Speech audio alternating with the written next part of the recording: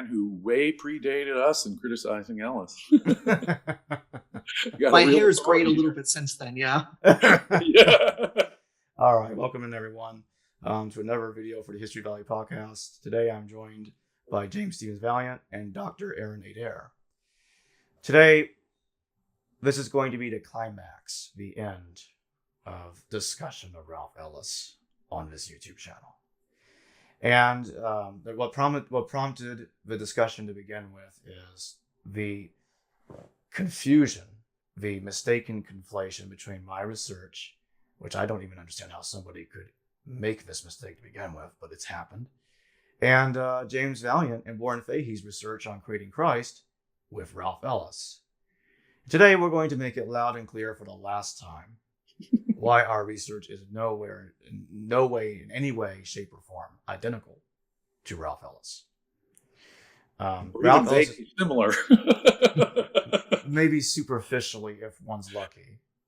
Well, couple of accidental connections, perhaps. But it's like somebody saying, "Oh, Jacob mentioned Edessa, therefore this that." Right. Like a postdoc ad hoc fallacy. Right. It's post. That does not turn Jesus into a king of Edessa, though. Oh no, it doesn't. Nothing. No. And he when I went through his books, I noticed that he kept equating this guy and that guy and that guy as Jesus. And what he would do is he would use a circular reasoning methodology that, okay, I'm going to use the Gospels to figure out when Josephus is lying. And then I'll use Josephus to figure out when the Gospels are lying. And then I'll use the Gospels in this manner to figure out which person is the same person as this person in Josephus. And so you have different characters in Josephus, like Jesus, son of Sapphius. He coincidentally led 600 fishermen against Commander Vespasian around the year 67 AD. And Vespasian put down the seditious rebel leaders of Tiberias. That's what Josephus tells us. So just because he led 600 fishermen, Ellis equates him with the biblical Jesus and says, that's Jesus. And then there's this other guy called Jesus, son of Gamaliel. He was a high priest. And he married his sister, Martha Bophus, which, by the way, violates the Torah. Because in the Torah, you're not supposed to marry your own sister. But according to Ralph Ellis, that person is Torah Orthodox, which makes no sense to me. That's baffling. And or that someone with a high priestly establishment right. could actually be the same person as this anti-Roman rebel out there before the war. How much sense does that make? Not only does Josephus call them two different people, right. He assigns them different fathers. And assigns them entirely different ideologies, roles, biographies. Exactly. I especially want Dr. Adair to get into this, how he plays terribly on etymology, butchers language, to the uttermost extreme cringeworthiness of it. So the identifications go on endless. I'm going to talk about this for the next minute, and then I'll pass the mic to Dr. Adair. So basically, this guy and that guy says, like, Izates at one point in Josephus was called Izas. Oh, that sounds like Jesus. And since the New Testament Jesus is called a king, he takes that literally and says, well, we have to go find his crown, his coins, find out his kingdom. I'm like, okay, that's a massive misinterpretation of this already. Like, why do we need to go find his coins? And it's saying this, the kings of Edessa, because they had something to do with descending from Ptolemies, and they're called son. That means they would have some kind of title of son of God. We should then assume that Jesus is the son of God too, because of that reason. And then, last thing I'll say real quick, he'll make this cringeworthy connection of, Osron sounds like Thea Musa Arania, like meaning heaven in Greek. And it sounds like the same word. I think correct me if I'm wrong, Dr. Adair. I think there's a word in Greek that's used, Aranos, in the New Testament, something similar to that. That means heaven. And he says, Edessa therefore means the kingdom of heaven of Jesus' family. So go ahead, Dr. Adair. What do you have to say about that? Well, I'll just jump right for the last point there, and then other things. I mean, Aranos is basically just a generic word for the sky or heaven. And it's very hard to say something extremely specific when a word is generic. That's already forcing things into it that you aren't expecting. And let's just say everyone else in the world ever who has read this and said kingdom of Aranos They are thinking about the kingdom of God, is where it's also called in other gospels. It's like, well, is the kingdom of God happen to be up in northeastern Syria, or is it where actually God, sits down, has a throne, and does all of his godly stuff? Right. You would think just from straight up context, you wouldn't even start approaching anything along the Euphrates River. I mean, that's just a starting point. But I want to try to show, first off, I was just trying to think how easy it is to make things up if you don't care about the rules of linguistics or etymologies and things like that, and you just go with the laws of sounds like, therefore is. So I spent literally just a couple of hours working on something and realized I could prove that the Jews came from China originally, and that's where the New Testament comes from. So a little bit of Chinese history, that there's been several different major dynasties throughout its 5,000-ish year history. In legend, you can go all the way back to the Xia, the Xiang, the Zhou dynasties until you get to formidably the Qin dynasty, where the name China ultimately is derived from. The Zhou dynasty, according to Chinese records, started in the 11th century, and it was founded by a man named Wu. So you would probably be called this king like Wu Wang, but you could imagine, well, he's the top dog, so you might say, use the Chinese word for the big guy, Da Wu. If he owns things he owns, he referred to that as Da Wu. David, because that sounds just like David in Hebrew. And he founded the Zhou dynasty, and things owned by the Zhou dynasty. Judah. Aha, we see where this is going, don't we? Now, well, you proved it. QED. No, we're not done yet. Because the Zhou dynasty starts about 40-ish years before the alleged time that David was supposed to start his, but 40 years, I think we know what that means. Aha! So 40 years. But let's go a few centuries forward towards when the Zhou dynasty is starting to collapse.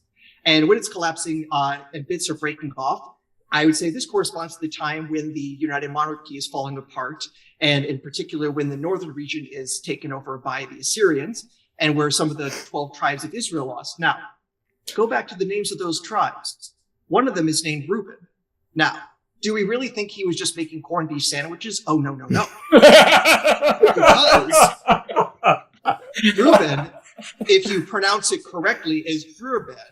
That's the Chinese word for Japan. So we know at least one of the 12 tribes is in Japan today. Now, again, you would say, but hey, Aaron, wait.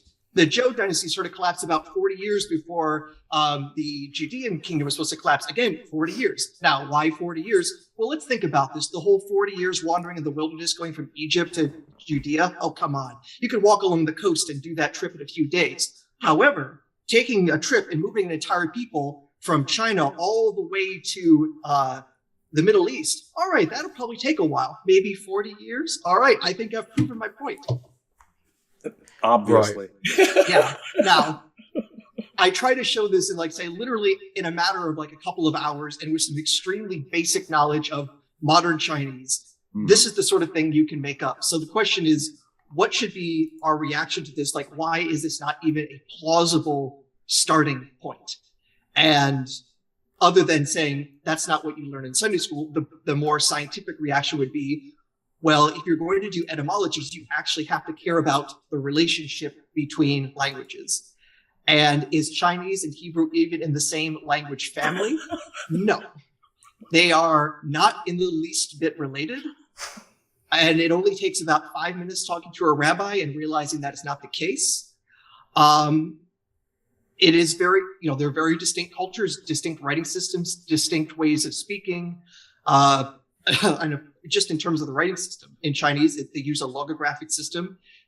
In Hebrew, they use at least very close to our alphabetic system, except with the missing vowels, but details.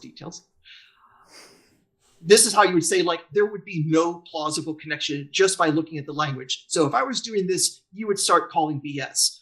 Well, one of the things that got me, I'm not going to say hooked, but started critiquing Ralph Ellis's work was then he was trying to derive as much as he could possibly from Egyptian.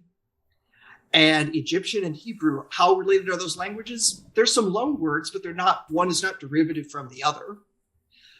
There are much closer languages. And when he is trying to go all the way from saying that the goddess Isis is how we get our word Easter, I'm like, okay, we're just hopping over the entire language game, and we're just going to play with sounds like therefore is until we've literally ended up in England, which frankly is what Ralph Ellis actually does eventually, doesn't he? Yeah, he claims that by AD 70, when the unnamed crucified guy was taken down from the cross by Josephus and his life, and he assumes, oh, that sounds like the crucifixion story in the Gospels, therefore the guy that survived is Jesus. So he believes in a anachronistic swoon hypothesis. He's been taken to England because they built this Fortress Diva in Chester, England. And he says, oh, there's 2 bathhouses there in the fortress, and there's something that looks like a zodiac.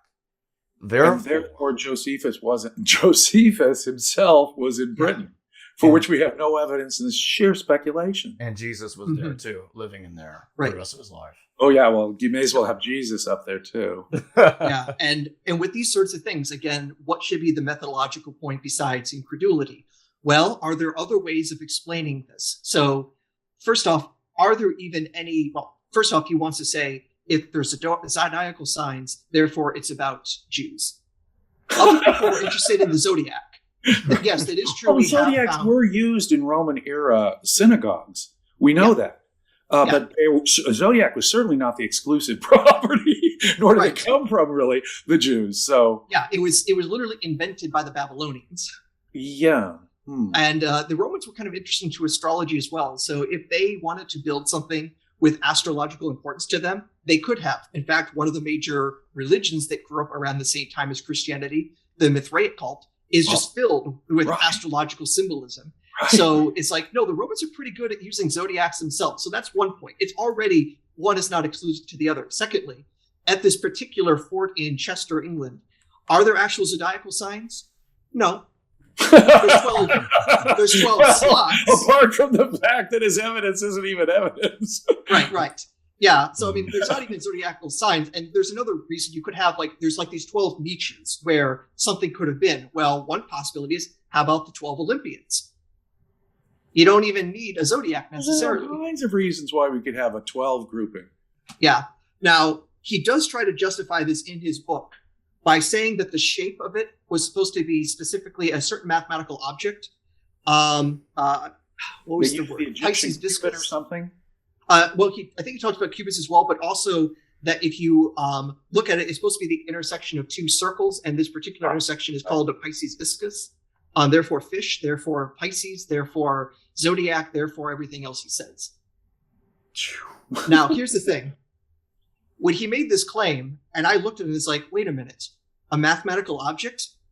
That's my wheelhouse. All right, let's do some math. Because literally this object is formed if you take 2 circles, have them intersecting where the radius, 2 circles of equal radius, and the edge of one circle is at the radius of the other and vice versa.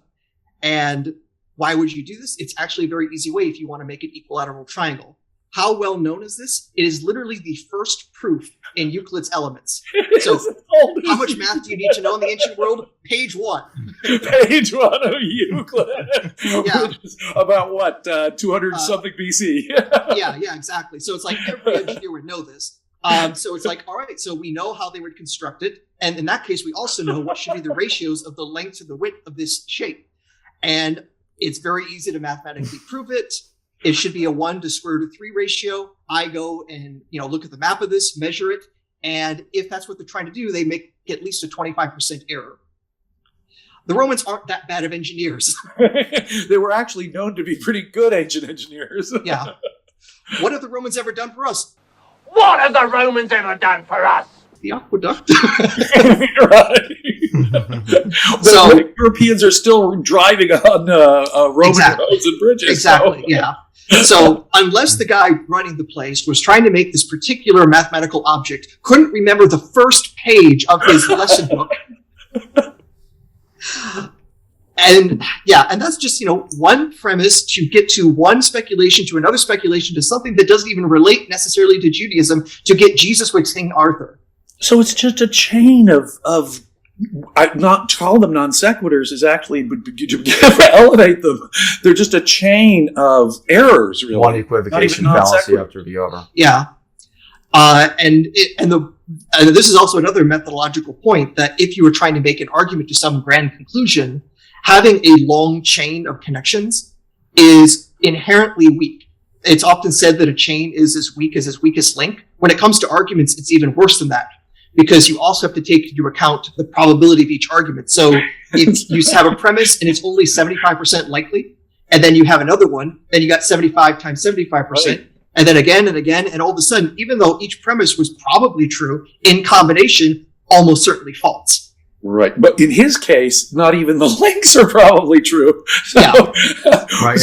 But you're right. Just in terms of methodology, I mean, we're talking about ancient history. The best we can do is probabilities at best. Yeah. And so what he's doing is chaining this long, weak chain of getting less and less likely, even if there were assignable probabilities to these links. And the other thing is, we're told by Josephus that he tells about King Monobaz's II's family. And this is a point that I've made many times, that he was given personal security. Now, this is an interesting statement. Not just security, he was given personal security by Vespasian, Emperor Vespasian, on 70 AD after Jerusalem was destroyed. So the Romans wanted to safeguard the Adiabeni, the royal family. He was given protection. Because they were allies of theirs, not because they were their enemy. And that's why there were still rebels running around killing pro-Roman people at the time. And the Adiabeni, according to Josephus, at one point, he says they are beyond the Euphrates, which is a similar expression that Eusebius says about Edessa. But regardless, the Adiabeni, according to Josephus, the Jews beyond the Euphrates, they refused to join the war against the Romans. There was a request put out in the preface that asked, hey, can you guys join us? And they say no. And there were no exceptions made there. And okay, how do you make sense of that? Claim they're actually... In fact, as we've said before, his only passage from Josephus that even suggests that royals from the Adiabeni family were involved in the rebellion at all would equally make members of the Herod family. So if members of the Herod family were also involved, does that make the whole Herod family the leaders of the rebellion? That does not. He says that this hostage thing, that, royals from the East would send their children off to be, in effect, hostages in Rome, get their education in Rome. The Herods did that too, very famously. The sons, grandsons, great-grandchildren of Herod the Great were basically raised in the city of Rome. Does that hostage situation turn the Herods into leading the rebellion? Right. He knows he can't get away with that. And there's 3 more points of evidence, very powerful evidence that flies in the face of Ralph Ellis' thesis. First thing, King Zamaris, he seems to be connected to this family in some way. King Zamaris, who came from beyond the Euphrates, traveled to Israel on about around 4 BCE. And Josephus says he left his kingdom because of some sort of trouble with foreigners, probably Parthians, maybe even Zealots, but primarily seems to be worried about Parthians. And he goes to Israel, and Herod gives him, and this is very baffling if this is supposed to be a Torah Orthodox hardcore rebel family, he gives him land, which is called a Bathra, and he is given tax exemption. And then, on top of that, his son Jason becomes the bodyguard to Herod Agrippa I, according to Josephus. And then his son Philip is mentioned as an important ally of Herod Agrippa II. So these guys are hanging around Herod's. They're on good terms with them. And this screams Roman client. Well, they were pro-Roman client kings. Absolutely. And there's a late tradition. This is probably the best part, but this is very late evidence. I know it's hundreds of years later, but this is yet a late tradition that there is an awareness of this. Procopius, in his History of the Wars, says that Ogarus stayed at the house of Augustus. Now, I tend to think that story was kind of an exaggeration of the story Josephus was telling about Zamaris staying with the Herods. But nonetheless, it is yet a tradition that the Roman government was on friendly terms with the Adiabeni. And it's because of Eusebius, there seems to have been a confusion between King Abgar and Monobazus. And Professor Eisman talks about that, that conflation. Although he seems to think it's evidence that they're the same guy. I don't agree with that. But anyway, it appears to be that there was a conflation of the two kings. Because Tacitus tells us about King Akbarus, an ally and friend of King Izates at the time this happened. This is happening around somewhere in the late 40s or 50s, something like that, when Izates and Akbarus are working together to deal with the Parthians as a favor to the Romans, as yet another example of their alliance to the Romans. So Tacitus, the thing about Tacitus, Romans' great threat in the east. I'm just going to finish this thought. See how anti-Roman they are? Right. Akbarus is not even called the King of Edessa. This part is the most hilarious part about this. He's called the King of the Arabs. And he is merely an ally of Izates. I would think to myself, well, if he were really the father of King Izates, because, Ellis will say, Abgar has Queen Helena as his wife. Well, that tradition came from Moses of Corinth, writing around, I think, the 5th century AD. Very late. Very, very late stuff there. And there's been commentary done on his work by scholars showing that he's a bit confused about some things there. That's the same work that puts Alexander Jannaeus, who lived around 100 BC at this time in the 1st century. Oh, that's actually the Toldeth Yeshu. Oh. So, and I'm going to pass the mic to both of you after 2 more points. Okay. Toldeth Yeshu says something that sounds like Arnold Schwarzenegger is time traveling. Because there's no way that this is correct. So it says that King Nunbasis, which is obviously a bad misspelling of Monobazus, the second junior. And we can know that because it says, Nunbasis was son of Queen Helena. Okay, then we know that's Monobazus. They're misspelling his name. And he's killed by Herod, which is impossible because it's about Herod the Great, because Monobazus died around 71 AD, and Herod the Great's dead like 75 years earlier. Unless Arnold Schwarzenegger, threw him over there to kill him and he put him back in time so he could die of Herod, which is stupid. No, that's fantasy. But the point I'm trying to make is like, okay, so the Toldeth Yeshu says this, and it says that Yeshua appeared before Helen in trial, which is interesting. So Pilate, but it's obviously nonsense. No historian takes that seriously, except Ralph Ellis. Ralph looks at this and says, so Helena was giving her child a slap in the butt. So he says that's evidence that Helena is Yeshua ben Penthera's father, Yeshua ben Penthera's father, and therefore the Toldeth, as late as it is a primary evidence that Helena is his mother. Even though the same text mentions Mary, distinct from her. Yeshua ben Penthera is all over the damn thing, and he is distinct from Nunbazus. They're never conflated by the text. He says, it's proof. And one last thing. Since Monobazus Sr. was the original husband of Queen Helena, and because King Akbarus is merely an ally of Izates, Tacitus would have told us if that guy was really his father. Why would he call him, he's just an ally? He would have said his father if they're really the same guy. But they're not.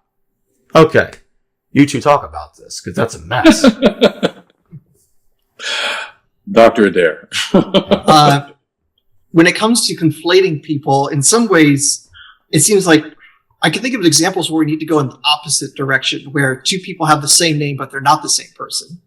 Like the Romans were pretty bad at coming up with names. And the worst example I can think of is actually with the emperors.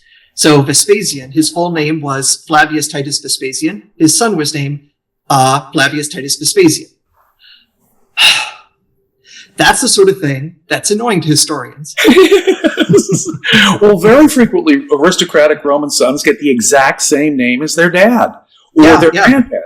And that creates enormous confusion. So we do things like the elder, the younger, and still we're confused, and still it's not clear. Even great historians of Roman aristocracy, like the great Professor Syme, have a hard time separating out even the wives and daughters I mean, which Flavia Domitilla are we talking about? Vespasian's wife, his daughter, or his granddaughter? Because all these ladies have the same name. So if we have a Flavia Domitilla who's honored on a Roman coin, there are still open questions. The latest biographies of Vespasian still don't know which lady is being honored on that coin because the same name was used repeatedly in the aristocratic. All the daughters of the family would be Julias if they came from the Julia family, or Flavias if they came from the Flavia family. Well, which dang Julia and Flavia are we talking about? It can be mind-numbingly complex to sort out Roman aristocrat names. Exactly. So when you get people with different names and with, some major different biographical features, you probably shouldn't automatically conflate them, like what Ellis has done, especially with his plurality of Jesuses all being the same person flying through space and time like Jesus has a TARDIS. Or maybe he's faking his death over and over and over again. Actually, I was coming to think that maybe the better understanding of what's going on is more like, if we're going to use the correct science fiction, is quantum leap. Yeah, exactly. That's the sort of time travel he's engaged in. No, to set things right and getting closer to home every time. It's true with his logic about Jewish names.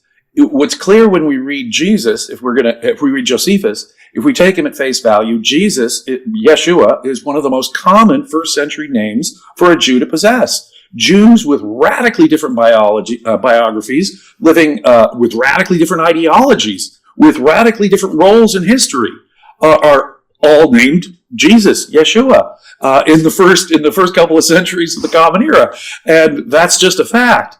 To associate two people that are called by the historians, two different people who are assigned two different roles, may even be ideological opponents like Gamala and Severus. Come on. Right. Here's what happens. Because he equates all these people to Jesus, well, his father has to be multiple people too. And what happens is the Sanhedrin, Gamala, and then Saphius and Shaphat, the fathers of different Jesuses, and then Monobazes and King Abgar V have to be assumed to be the same person by his logic. And then it gets worse than that. He talks about the Parthian business. Now, in our last discussion, Dr. Adair, we talked about the Star of Bethlehem. Well, he brings that up, as you know. And he says, well, a nativity story sounds like, Phraates V and his mother wife going to, Syria around, I think it was 2 BCE, if I remember correctly.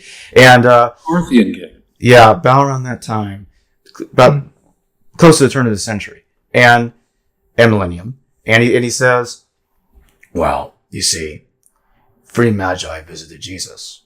These are Parthians going on exile. Magi is Parthian. And therefore, that's Jesus's family.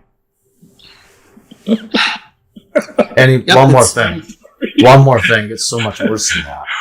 I have to say, we know that Matthew's nativity story is non-historical. The earliest gospel, Mark, has none. The nativity story in Luke bears basically no relationship to Matthew's nativity story.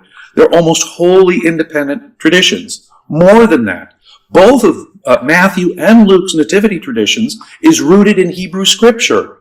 When Matthew tells us about the slaughter of the babies, he's repeating basically the slaughter of the baby story of Moses, who had put Moses in the basket in the Nile, when the Pharaoh ordered the slaughter of the babies, making a comparison of Jesus, the new lawgiver, to Moses. Similarly, when Joseph in Matthew's nativity story has prophetic dreams that take the Holy Family to Egypt, well, Joseph in the Torah, Joseph interprets prophetic dreams in Egypt.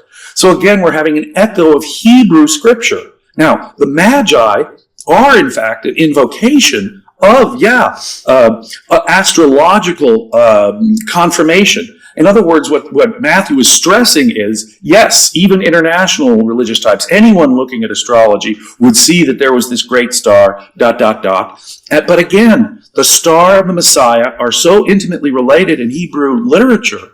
A star shall arise from the house of Judah. A star shall arise. Okay, how do Jewish messianics represent the Messiah? Rebel messianics represent the Messiah with a messianic star. in the first century and the second century of the Common Era. So stars, like Dr. Adair points out, everybody was into astrology. Emperors hired astrologers. We know the name of Tiberius's astrologer. We know Vespasian had an astrologer. Astrology was ubiquitous at the time. Right. And invoking that was just common. It's so common that because that conflation that Ralph Ellis does there, he might as well say all the different astrological stories are the same story. And it would create a mess. And there's three more things I want to say. I'm going to be as fast as I can on this. So he goes to the Chronicle of Zutnan. And yeah, hold on. No, he didn't go there for this. He goes to Moses of Corinth. Moses of Corinth talks about King Abgar V going in exile, and he builds Edessa, supposedly. And what happened is he looks at that and says, well, Phraates V went to Syria. King Abgar V was exiled king of Edessa, and he builds that city around the same time. Therefore, one more thing. Phraates V and King Abgar V are both fifth in line. Therefore, they're the same guy. And therefore, he's all the other persons I equate with the father of Jesus. And that's about it. And what's worse is, and this is my last thought, and you guys can take over from there for a bit, we're told by Josephus that Phraates V actually died shortly after he went to Syria. And Tacitus tells us the cause of death, illness, which is even worse for Ralph Ellis. I'm like, okay, so what did he do? Did he fake his death too? And he turned into Abgar V? Like, well, the reason why he died was somehow symbolic. I'm like, I'm done. I just have one thought, and then I'll turn it over to Dr. Adair for the rest. When a historian like Josephus and they're ancient historians, and Tacitus tell us something, no, we shouldn't just swallow it at face value. We know that ancient historians had their own political biases and motives, but when they're writing for a large, open, pagan, generally well-educated, elite audience, for them to conflate historical figures would be, major historical figures within living memory would be insane. They're asking a general audience to believe a conflation of characters they know to be two different people. So if Tacitus is discussing someone who lived within the last century, or if Josephus is discussing someone who lived in the first century, and they're a famous person, they would have been well known, they would have been generally known in the region, they would have been generally well known in Rome, perhaps around the Roman world, and Josephus is assigning them specific activities that would have been well known. It would be madness on the part of this historian to conflate two people that everyone knows were different people. So methodologically, what Ralph is doing is asking us to engage in total insanity. You could infer literally anything about anything from the ancient historians if we were to adopt anything similar to Ralph Ellis's method. I do not mean to say Tacitus and Josephus are accurate in everything they say. They have biases, they make mistakes, they suppress information for political purposes, their own bias purposes. We know they have agendas. But when big facts, the assassination of Julius Caesar, the fall of the Jewish temple, it was Vespasian who succeeded, in December of 69. Those are things that everybody would know. And so to say that this person was this person, when people in the region or people around the Roman world would have known them in living memory to have been important, famous, big people who did different things, is asking us to believe insanity. And I'll hop onto that about what we do and don't believe, or what Ralph will choose to believe or not believe. So first off, if he's going to be trying to rely on the opening chapters of Matthew, he's obviously going to have to pick and choose what he's going to believe. So first off, the star story there as well, it's weakly astrological. I mean, it has a star, but since the star is straight up magical and it's like hovering over a location like it's a GPS pointer, or it's like playing a game of The Sims. I mean, just when we say, we read signs in the stars, we don't see a big "Eat at Joe" sign pointing to the restaurant. No, that's not how astrology works. You are killer funny, Dr. Adair. You could do that. You could do a great stand-up act. If I do stand up, I'll be told to sit down very quickly. But also, if we want to get into the details, all right, if we're going to rely on Matthew, let's look at the details. Okay, so if this is supposed to be actually about, you said the Empress Theamusa with her son Phraxes V coming after she became full Empress, which happened, I believe, in 2 BC. Well, they're supposed to come to Herod the Great, who was dead. Dead? Been dead for a couple of years. Yeah, so that's a detail. Secondly, if we're going to believe what the story says, it says Magi come to the birth of Jesus, or shortly after the birth of Jesus. So that's a bit of an issue, considering Magi are supposed to be Zoroastrian priests, and to be a priest, it's a patrilineal succession. You can only become a priest of the Zoroastrian priesthood if your father was, which also means you have to be a boy. Guess what? Theamusa wasn't. So if you care about the details, you have to say, no, there's absolutely no connection between these two. But if you get to pick and choose what you want, guess what? You can come up with anything else you want. I'm also, you might remember the details a bit better as well. So I think later on when Ralph is trying to argue that Queen Helena from Adiabene or from Edessa was trying to rile up the Jews into revolt, and because there's a connection between Edessa and Judea because she had a tomb there. I believe that's what Ralph was trying to argue. Her palace was there too, interestingly enough. Yeah. And actually, I'm going to throw this in here real quick because that gets another point I forgot to bring up earlier. The fact that the Romans allowed her to build for her architect Grapti and her to build her palace about 70 years, sometime around that much time before the war. I'm like, wait a minute, hold on, Ralph. These are Sicarii rebels, so, according to you, and they allowed her to build a palace. Insane. Yeah, I'm also though confused by the argument where, because she can have her tomb there, therefore she was the king or queen of Judea rather than Queen of Judea. She says no less, right? Yeah, because my thought is like, how much are you guys are music aficionados? I love music. All right. So hopefully that means you're a fan of the Doors. Oh yeah, Jim Moore. Yeah. And who's buried in Paris. Therefore, Jim Morrison must have been king of France. Does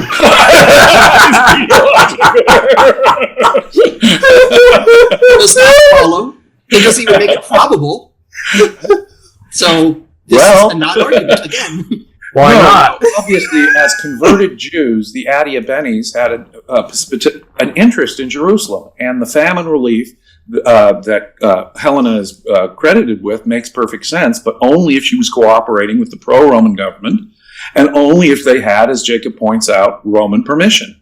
They would not permit some rebel to start, distributing largesse. That's the whole point of my thesis. I'm working on to show the political and the political relationship between the Adiabeni and the Romans, which is the fact that in Adiabeni they allowed a debate about circumcision shows that they're not. Oh yeah, that's the other thing I want to bring up. Like the fact they allowed that. Okay, so this is happening around 26 AD to 33 AD when Prince Izates then is going through some sort of training, some Jewish. That's hardly possible training among zealots. Yeah, and Ananias is over there saying, "Hey man, no problem. Izates, no need for circumcision. You don't need to take that skin off, man."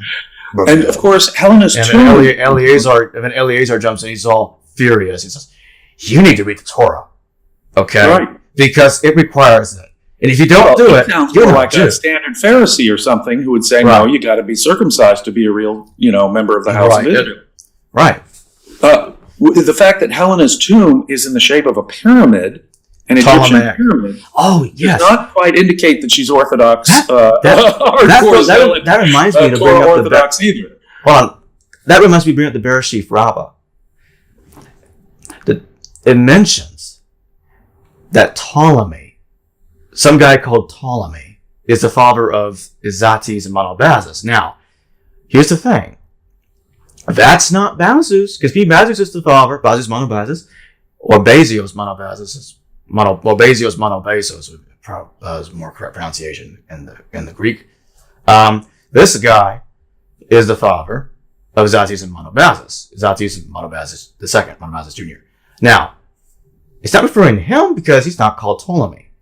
But if in Josephus, at one point, the father of King Bazus and Queen Helena is mentioned. Just one time.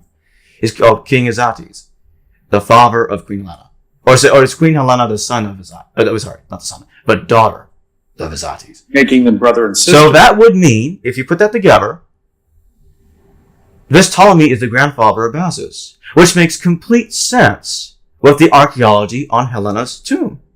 It's pyramid-shaped because they're descendants of a Ptolemy. Well, it makes sense that the royals of Adiabeni might come from a Hellenistic Seleucid background, and by the 1st century before Christ, before the Common Era, the Seleucids and the Ptolemies were closely intermarried. They were all first cousins of each other by the 1st century. And in my theory, I show evidence that suggests, and even if this is wrong, if this is wrong, okay. That doesn't help Ralph Ellis. Let's get that clear. And they're pro-Roman. Yeah. If they're pro-Roman, the evidence is clear on that, regardless of what I'm about to say is wrong or right. The Ptolemy there does appear to be Ptolemy bar Arminius. He is the part of the kingdom of Chalcis. And the kingdom of Chalcis is in an identical region, very, very close or right on it with the Adiabeni. And there's some additional evidence there. I go for the Bereshit Rabbah and other comparisons that suggest that they're probably the same family. Regardless if that's right or wrong, and in the future, I do want others to look at this, critique it, whatever. If there's something wrong with it, show me. Because the other thing is, I change my mind when I'm wrong, which Ralph doesn't. You mean the evidence can persuade you one way or another? Right, but one way or the other. We have some guy called Ptolemy. He is definitely part of this. He is definitely part of this Ptolemaic scenario, regardless of the way I put it. If I show the way it happened is incorrect or not, it is the case. And obviously, there might have been a Jewish ancestor somewhere around there that could explain some of the Jewish things going on in Adiabeni. And if my hypothesis is correct, that Ptolemy Menneus is this guy. Now, there's a book out there that says that Ptolemy Menneus is a Ptolemy Bereshit Rabbah, in Bereshit Rabbah, but this person thinks that Ptolemy is the father of Bazus and is not quite saying the same things that I'm saying. It's for different reasons. I don't remember the name of the book right now, but I'll throw it. I'm going to show the picture of it right now. These Adiabeni royals would have been regarded very much like the Herods. Yes, either way, regardless if I'm right or wrong. Hardly Jews, really. Regardless if I'm right or wrong. Though they may be, they're pro-Roman. They're engaged in incest, just like the Herods. Yeah. They are more pagan than Orthodox Torah-respecting Jews. Queen Helena was the sister wife of King Monobazus Bazus. There you go. Just like Jesus, son of Gamal, he married his own sister, Martha Bophus. And that makes sense for our priestly establishment or our Herodian or Adiabeni royals. It does not make sense for a Torah Orthodox sectarian from the scrolls or a Torah Orthodox purist who wants to kick the Romans out so that we can go back to Torah. That doesn't make any sense whatever, does it? Right. And one last thing I'll say, and I would like to pass the mic to Dr. Adair for a bit. There's this letter written around 72 AD when the Romans annexed Samosata. And it was written by a guy called Marabar Serapon. And now Ralph uses this as evidence that he's right. You see, this text says something about, and the Jews killed their king, and the war happened. The temple was destroyed because they killed their king. And I'm like, something like that. Or some great wrath came upon them because of this. And I'm thinking about that, like, okay. Yes, it does insinuate it happened recently. But at the same time, and it's been argued by other scholars, it's too vague to be a clear reference to a historical Jesus. It could be somebody else. And I didn't lean in the direction it was somebody else. And Ralph says, that's evidence that, you see, Jesus was the King of Edessa, because that's who they're talking about. I'm like, okay, well, here's my counter to that. The Tolda Yeshu, if we take it literally, that Herod, some guy called Herod, killed Monobazus or Nunbazus. Well, it's actually not contradicting Josephus, because Josephus says Monobazus disappears from his history around the same time as 70. And according to the Chronicle of Zutnan, it at one point calls him King Manu VI. That's a later title given to him. And it says he died around 71 AD. Okay. That meshes with Josephus perfectly in the Told of Yeshu. Okay. Well, in this case, if Marabar Serapon is referring to him, which it could be, I think it is, but for the wrong reason, not for Ralph's reasoning, then the Jews killed him. Let's think about Vespasian for a minute. He gave his personal security to Monobases. He was obviously in danger. What happened a few years earlier? He refused to aid the Jews in the war against Rome. So somebody got pissed off and wanted his head on a platter. And that's what it sounds like to me. Needed protection. And even if my analysis of that is wrong as well, we still don't get anything close to what Ralph is trying to say. They're trying to shoehorn Jesus into the text and say, oh yeah, that's got to be Jesus. Because anybody that's called king of the Jews has got to be Jesus. Okay, I'll shut up. Dr. Adair, take the mic. Okay. It's been a long while since I've looked at the Marabar Serapion document, Right. but my quick thought is someone could potentially read the Gospels as they are, just, the canonical Gospels, and know some basic Jewish history and say, the Jews killing Jesus, therefore the wrath came upon Judea. Mm-hmm. It doesn't require a super elaborate time-traveling multi-king Jesus. Yes. Yeah. There's at least some plausibility with the hypothesis you say, because there are various accounts for Jesus' last words, and the most likely version in one of the Gospels that we don't usually read, but Jesus' last words are "Get to the chopper." Go! Get to the chopper!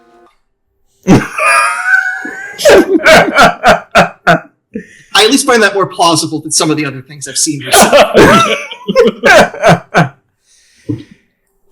Oh yeah, he uses this verse in Josephus, and the thing is, he's written over 2,000 pages. I think it's close to 3,000 pages, like with Jesus, Last of the Pharaohs, Cleopatra the Christ, King Jesus, King of Edessa, and the Grail Cipher.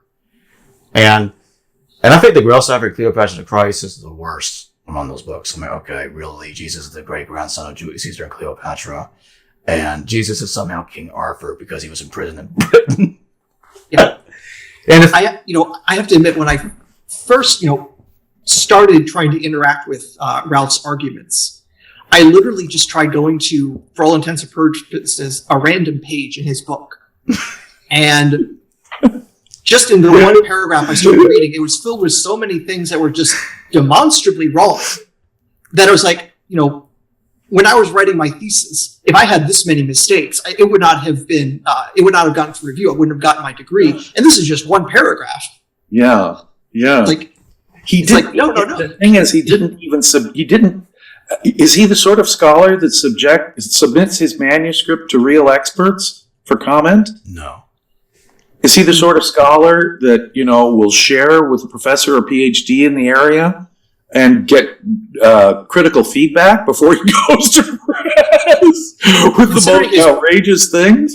Considering his, at least his early books, I don't know his more recent ones, but his first books, it was from the same publishing house that gives us people who, do the ancient astronaut hypothesis stuff.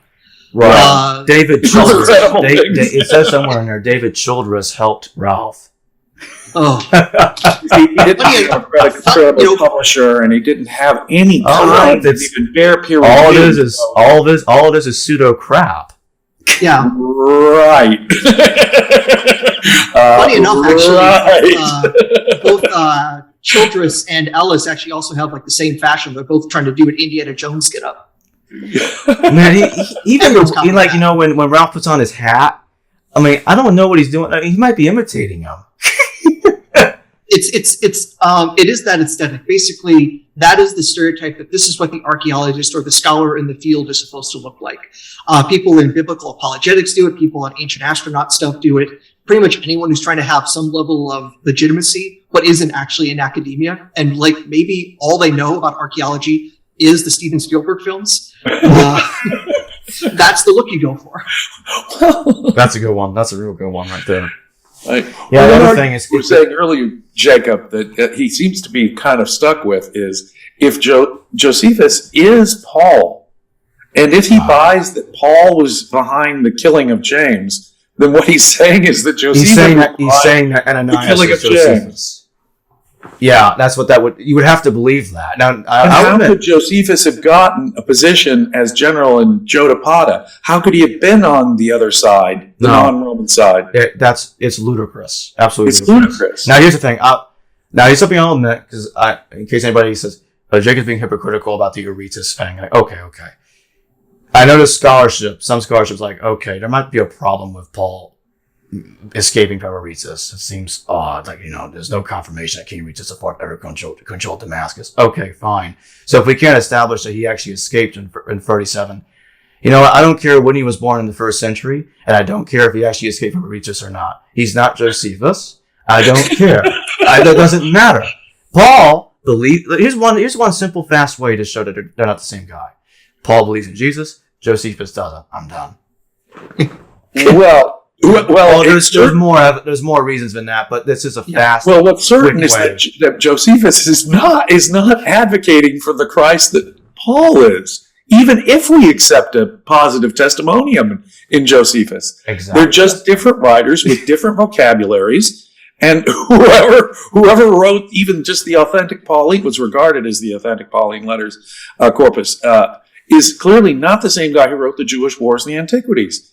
I mean, they have overlaps in their perspective, but Ralph, simply having overlap in your perspective doesn't make you the same author. These are authors who are writing totally different genre with totally different vocabularies. Yeah, we have two different authors. Yeah, Paul is claiming to have visions, revelations from Jesus. And I was like, okay, so it's kind of strange that if they're the same guy, why does Josephus never talk about any of these his own visions of Jesus? Now, the closest thing that we have to that, if we want to call it that, and it's still not even close. No, it's a wholly different genre. There's totally different vocab. He says something strange, like he has some kind of change of heart at Jotapata, and he compares that to Paul's change of heart at Damascus. I'm like, unfortunately, they're radically different stories. Now I'm thinking about it some more. I take it back. It's not even close. Yeah. And the thing is, it's not even close to not even close. And the other thing, real fast, I'll stop for now. So Josephus, he switches sides. And according to Paul, he was persecuting a church of some kind. And then he's like, okay, I regret it. I was wrong. I'm like, okay. Josephus doesn't tell us he was ever persecuting some kind of church.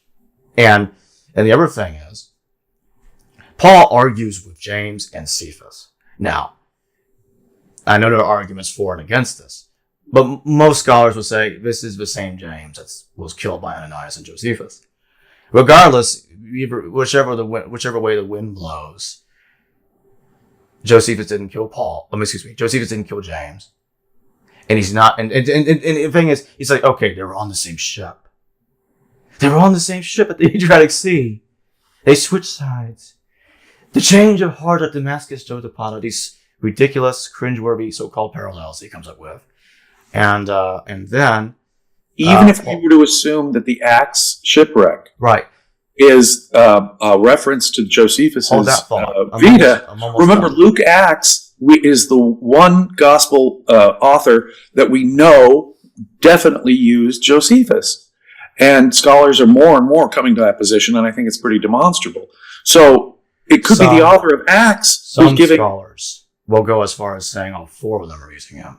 And I've slowly noticed a slow rise in people thinking that, which is in any event, it could simply be that whoever is writing Acts is inspired, or the we document within Acts even, whoever's writing that was inspired by Josephus, not by any real event. I just want to finish my thought real fast. Okay. So now somewhere in 2 Corinthians, I think it's in chapter 11, if I remember correctly, there's a shipwreck mentioned there. And Paul says, I was beaten this many times. I was shipwrecked 3 times. It's like, okay. Now, so in the original text, right, in Paul's actual letters, he says he was shipwrecked 3 times, and he never mentioned the Adriatic shipwreck, which is the shipwreck, right? Yeah, there's something wrong there for sure. But shipwrecks were common enough in the Mediterranean in the first century. And so basically, after he assumes Paul is Josephus based on those absurd so-called parallelominia, he then says, so there's this late text called the Clementine Recognitions, and it says that James was murdered by Paul. So therefore, Josephus murdered James because I think Paul is Josephus. And obviously, if we read Josephus, the story, the famous martyrdom of James is based on the guy who killed Josephus. I'm pretty convinced of that. Regardless, Josephus could not. He didn't kill James. Are we saying he's Ananias now? That's what we'd have to do. Okay, my thought's finished. You guys talk about that. Dr. Adair, please. Yeah. I wanted to go back a little bit on Paul's biography on 2 points that are coming to mind. One about the escape from Damascus from Aretas. The text doesn't say from Aretas specifically, but more specifically from the ethnarch that's like basically, who listens to and is basically bossed by Aretas. So could there be an ethnarch for the Arabians or Nabateans in Damascus? That's more plausible without Aretas needing to necessarily have direct military control over Damascus. So I don't necessarily have that doubt because that's at least a plausible reading.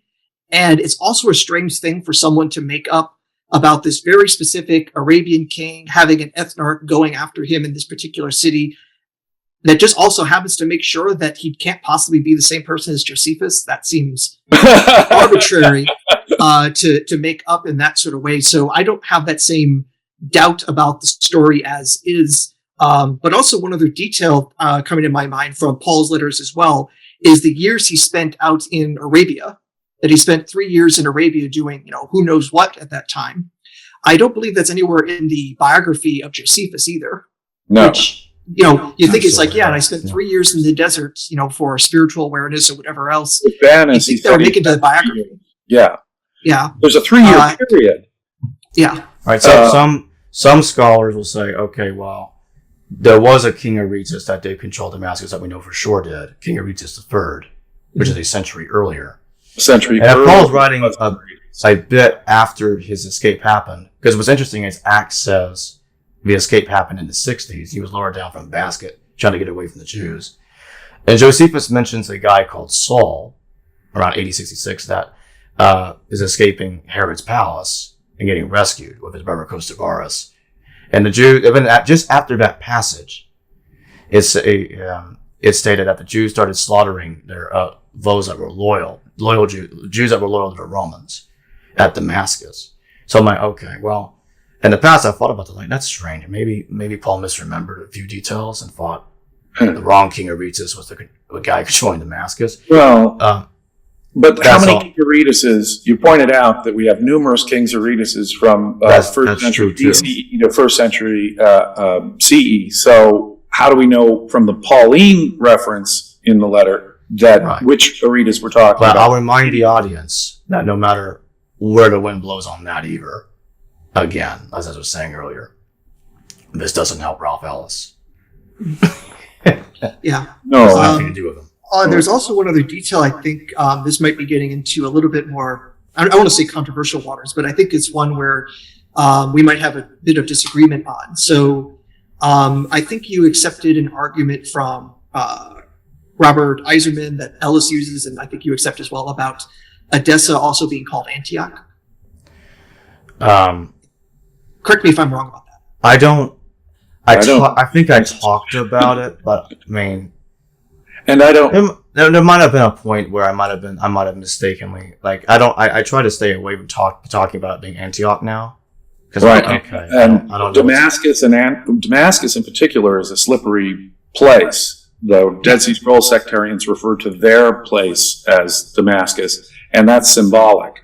And on the other hand, we have more clear references to places like Antioch and Damascus, and when those exist, I don't necessarily see them. I see them in the region. We're getting close. I'm more recently started becoming like, okay. I was looking at that, like, I thought it was an interesting argument, but like, okay, well, Josephus mentions this guy called Saul, and Eisman argues that guy is actually Paul, and for the moment, I find that compelling. But anyway, he travels to Paul are at least connected. Right. He travels to Achaia, Greece, and I'm like, okay, well, that sure as hell sounds a lot like the Paul going to Antioch scenario in Greece and ministering. I'm like, okay, well, That fits. I don't think there's any reason to believe. But there are specific times we know that the cities of Antioch and Damascus were within the Roman province of Syria. Yes. So that's that's true. Maybe just to make sure, I misspoke. I thought the confusion was, or the claim was, that some people were saying Edessa, not Damascus. Edessa was called Antioch.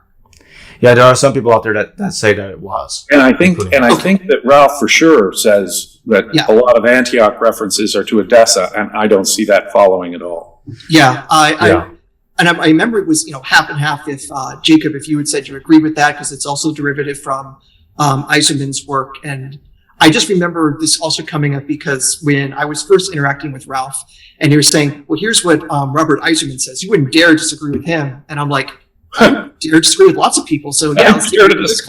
No, I have a tremendous admiration for Professor Eisenman's bringing a political understanding to the ideologies of the first century, and I think that's radical and revolutionary and important.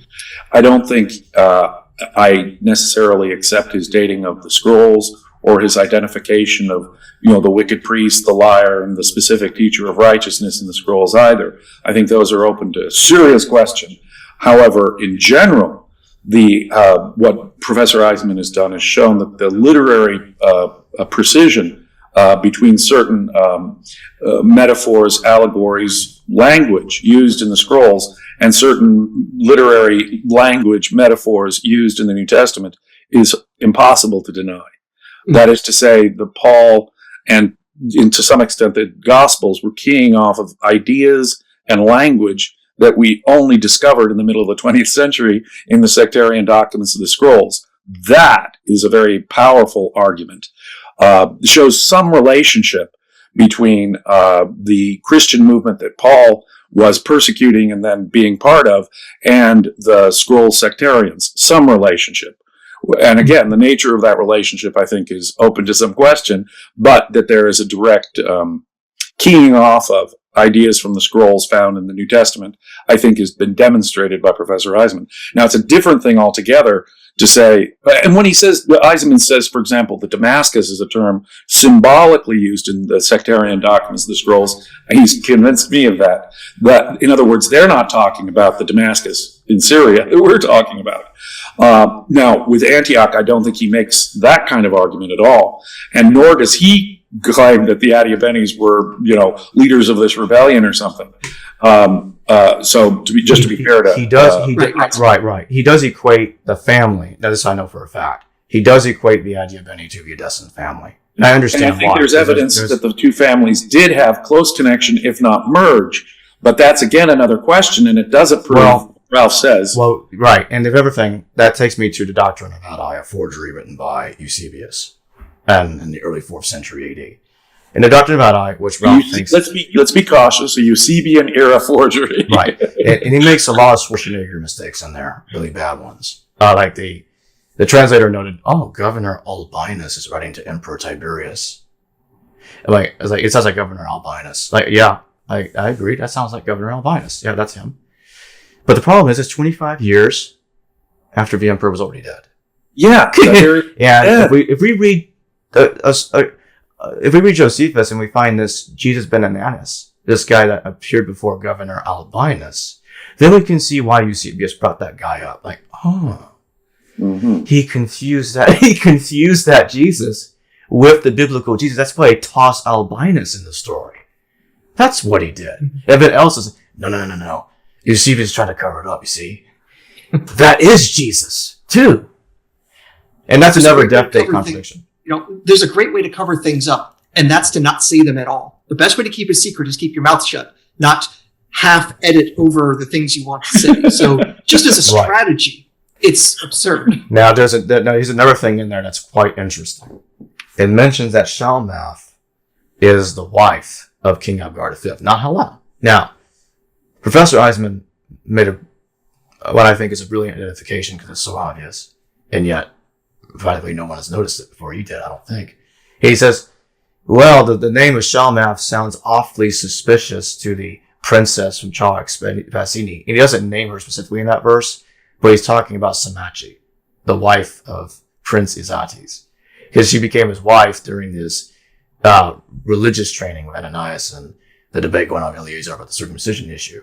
I was like, okay, that's the real Shalmath. So now we have a problem. The family of Charax-Spasini, whom are actual Arabs, are getting involved here. I'm like, well, that explains why that's why this family is mistakenly called Arabs in later text. There was an Arabian, Edessan, Adiabene marriage occurring around 26 to 33 AD. That's what Josephus is telling us. So that's where the later historians got that stuff up, and it's so easy to explain. Right. There's no need we're basically told, and that's the best part. We don't have to say this guy and that guy are the same guy. That guy over there too. No need for that crap. It's so clear, it's right in front of us. Let's go with the simple evidence. Occam's razor. The simpler explanation is likely the truth. So there you go. Shalmath is Samachi. In the later texts are confused as hell. Eusebius is confusing is history together. Man, the guy even admitted he's a liar. So there we go. So what's happening is, here's the problem with that. Okay. Shalmath marries King Abgar V. She's his queen, his wife. But in Josephus, she's the wife of Izates. But according to Ralph Ellis, King Abgar is Bazus, not Izates. So that created a paradoxical problem. Like, okay, wow, you can't have both at the same time. You can't have this interpretation work with these other factors causing problems for them. Like, you can't have Shalmath be the wife of King Izates and yet King Abgar be Bazus simultaneously. Mm-hmm. The logical explanation is there was a conflation or there's a misordering of characters at the hands of Eusebius. And once you look at the earlier sources like Tacitus and Josephus, it becomes clear that King Abgar V, the original one, was really just King Akbarus, and he's portrayed differently from the way Eusebius does. And Shalmath has nothing to do with King Abgar to begin with. She's part of this Charax-Spasini kingdom. And she was Samachi. She married Izates. That's where Eusebius got his information from. And he, for some reason, appeared to have confused King Akbarus with Monobazus, and that's probably because of Shalmath's marriage of Izates, Samachi's marriage of Izates, that created this whole scenario to begin with. Makes a lot of sense. I think that sort of idea of misreading his sources, I mean, it's the same sort of arguments, evidence that Steve Mason used to show how Luke Acts is a derivative of Antiquities. Right. Not only can we see similar things, but also see, here's where he probably made a mistake in quick reading. Right. So and that same structure is initially convincing. And that's the evidence I'm seeing here. Like, okay, so it looks like the later documents are conflating the kings of Charax-Spasini with the original kings of Edessa, which created a massive conundrum, a mess in the later sources.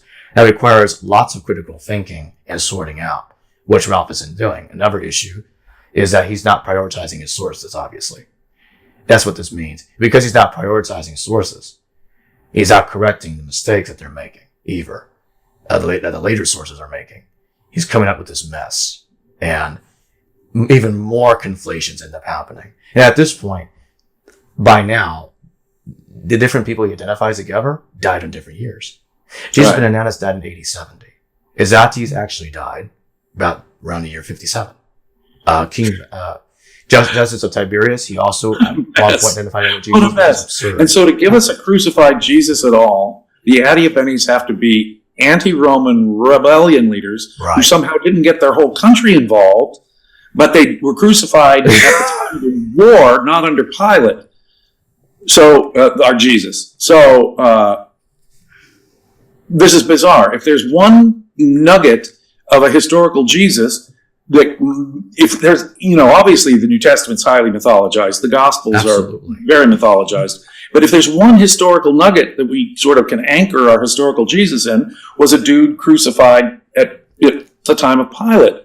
Absolutely. And he can't have that at all, can he? There's no one at Adiabene who's getting crucified until they're allegedly the leaders of the rebellion, which is not true. This scenario of anachronistic historicity, like, if we can't find the Jesus we want to see in the 8030s, therefore, Lena Einhorn, Jesus is the Egyptian. Ralph Ellis, this 20 men or this Jesus at the same time guy, is 60s and 70s. Right. Or Francesco Carrara, Jesus is Julius Caesar. Julius Caesar, right. Endless. One thing that maybe we could anchor a historical Jesus on is some dude crucified during the governorship of Pilate. And that's one thing that the Gospels agree upon. If anything, that's the most that can be done. Right. And if Paul and James in Galatians are talking about some guy named Jesus, if there is this historical Jesus, he was executed before 62 when James died. Long before. So there's no coherent way. There's no coherent way to move Jesus after the reign of Pilate or before. It's just like you're throwing a baby out of the bathwater, and the argument is just wrong. Either we have a minimal historical Jesus who was crucified at the time of Pilate, or we really are forced into mythicism. Right. And you haven't even touched not only all the people that existed that Ellis says are the same people, but we haven't even touched the people who don't even exist and are part of the whole story. Oh, right. Oh dear. We haven't even touched. Where do we start? I was going to start with Cleopatra's hidden second child with Julius Caesar. Oh, right. Yes. You'll make up stuff out of I actually had an interaction with Ralph on this, and it was just bizarre. There's just no evidence that there were other children other than Caesarion by Julius Caesar and Cleopatra. Had there been, we would have been told. Plutarch and so forth would have told us. Suetonius would have told us. We are not told by the major sources of Julius Caesar's life or Cleopatra's life, the biographies of Marcus Antonius, anything like that. He just assumes that such a person exists and then just attaches someone who he wants to be. Yes, he brings up this thing in Cicero like, she was pregnant. So Cleopatra was apparently pregnant for a little bit after Caesar's death, and we're never told anything else after that. Well, it doesn't tell us if the pregnancy was successful, or how long the baby lived, or even if there was this other person, that it can be identified. He goes to the forgery called the Doctrine of Adair that we just talked about to prove this. He says, "Wait a minute, I found more evidence that this is true. Go to the Doctrine of Adair, and it mentions this woman called Augustina, and she sounds like a feminine Augustus. And because of that, we must assume she's Phaeamusa Aurania. And if he goes to a completely different text. First woman given the title Augusta. All history, Livia Augusta. Right. And no one else had that title. So she's no way that is a historically accurate reference. Just want to finish my thought real fast, and I can tell Dr. Adair wants to say something. Okay. So he goes to his Parthian text, and this is really hilarious. And he says, so there was a wife called Cleopatra, the wife of Phraates the fourth. Yes, I read something like that somewhere. It appears to be the case, but there are tons of Cleopatras. Yeah. in the Ptolemaic line, we can't assume that's Phaeamusa Aurania. Like Ptolemy is so common a Hellenistic name. Yeah. And Cleopatra was the seventh Cleopatra of the Ptolemy line in the first place. It's not that uncommon. Also, just the whole thing of somehow, Cleopatra having a secret son or daughter, and just for some reason, nobody notes, even though we know about the children of Mark Antony with Cleopatra, because they also were part of the donations of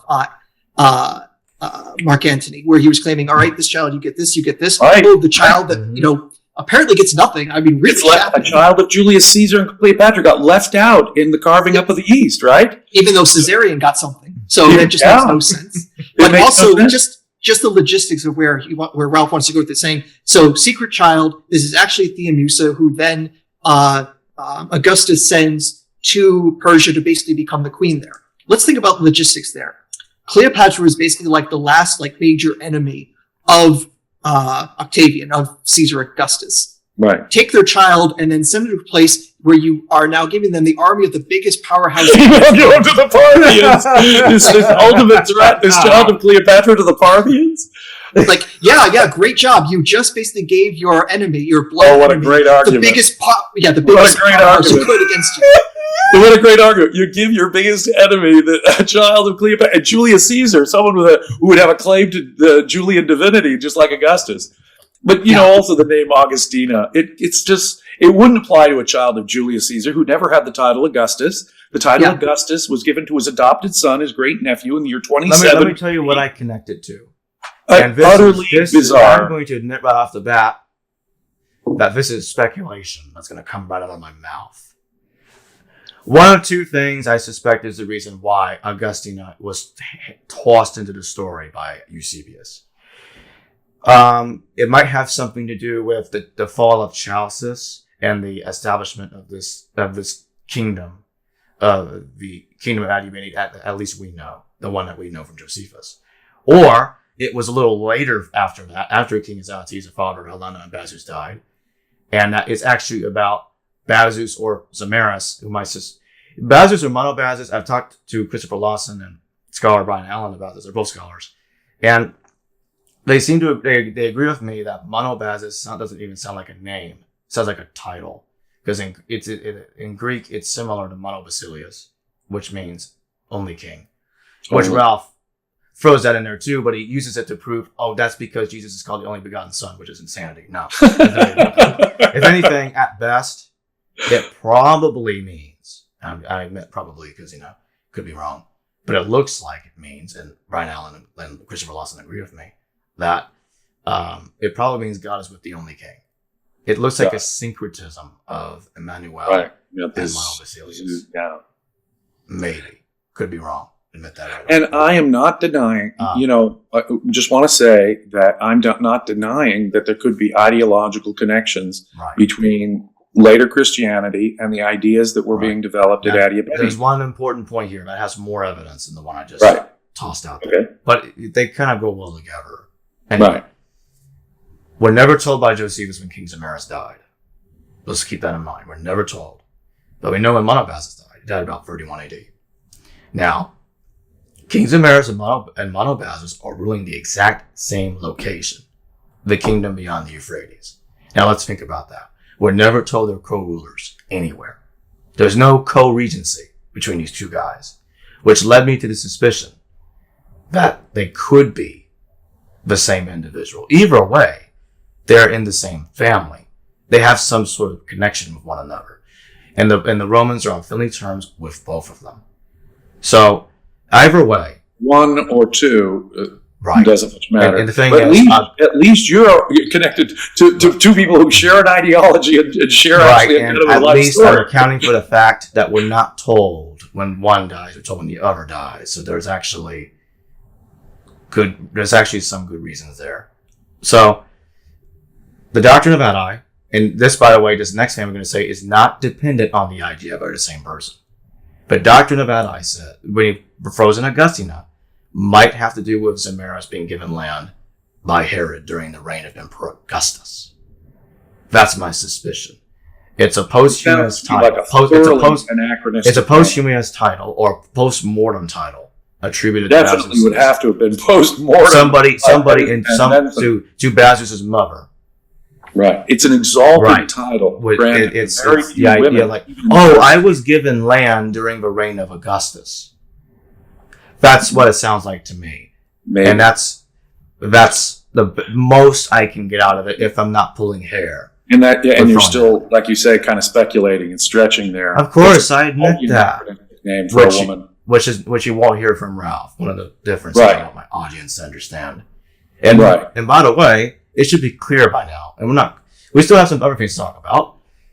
It should be clear by now that I'm not saying the same thing that Ralph Ellis is saying. So stop posting comments in my video saying, Jacob is confirming Ralph Ellis. Shut up. And stop putting comments under James Valliant Warren Fahey's book, Creating Christ, on Amazon saying, this sounds like Ralph Ellis. No, it's not. Stop it. It is insane, Connectus. I was completely ignorant of Ralph Ellis's work before when I wrote. Yeah, you know what's funny? Goodness, when I wrote Creating Christ, my co-author. Let's get Dr. Adair to speak in just a moment here. But there's one more thing I want to throw out there before we continue. Ralph Ellis made a post. I'm gonna on Facebook, public, and I'm gonna put a screenshot up here so the audience can see this. This is hilarious. He contradicts himself in it. And I showed this to you, James. Well, you actually saw it way before I showed it to you. I'm not sure I don't know if you noticed what he was really saying or not. I don't remember. But regardless, you certainly knew what he was saying by the time I showed it to you. Before you saw it again because of me. And he said at the beginning, so James Valliant doesn't appear to be aware of my books. And then at the end of it, he said, "Oh, please remind them that they took their ideas from me." You just said they don't know your books. How can they not? How can they know your books? How can they not know but know your books at the same time? No, what's happening is maybe there's a Star Trek multiverse collision going on here. There's multiple timelines. You got one version of James publishing essays in the late 90s. You got the other one that does. I was Dr. publishing articles in the late 90s suggesting Flavian involvement, perhaps, in Roman Providence in general. I was on the horn with Professor Eisenman when James, the Brother of Jesus, came out. And throughout this entire period, I was blissfully unaware of what Ralph Ellis was doing. It's when I heard him for the first time, it struck me as bizarre sort of Da Vinci Code conspiracy. Honestly, I think it's an insult to compare to Da Vinci Code because Ralph's theory sounds so bizarre. I think he makes Da Vinci Code sound crazy. Ralph could never construct an interesting let's give Dan Brown some credit. He doesn't equate 20 men as the same guy. Right. And here I want to say something. Nowhere in Creating Christ do we mention Edessa or Ayabena. Nowhere. There's nowhere. Nothing about Egypt, none of this. We do not conflate any of these characters at all. We treat separate characters and Josephus as separate characters. I don't know where people get this idea. In any event. What they're doing is saying, wow, James Valliant and Warren Fahey talk about Roman government and politicians being involved in early Christianity. Therefore, it's the same thing as Ralph Ellis is saying. Well, no, because Ralph Ellis doesn't. You see, Ralph Ellis, he said something that I don't think we quite talked about yet here. Not only did he say that Josephus wrote Paul's letters because he gives Paul according to him, he claims he wrote the Gospel of Luke. He claims that. Well, see, other people wrote about Roman Providence after us, including Atwill's Caesar's Messiah, and we have substantial disagreements with Atwill. We don't think that the four Gospels were written in conjunction with one another, even to the extent that they're coordinating their, resurrection appearances. Atwill has this weird theory. Again, like Ralph, what he has is this ongoing secret.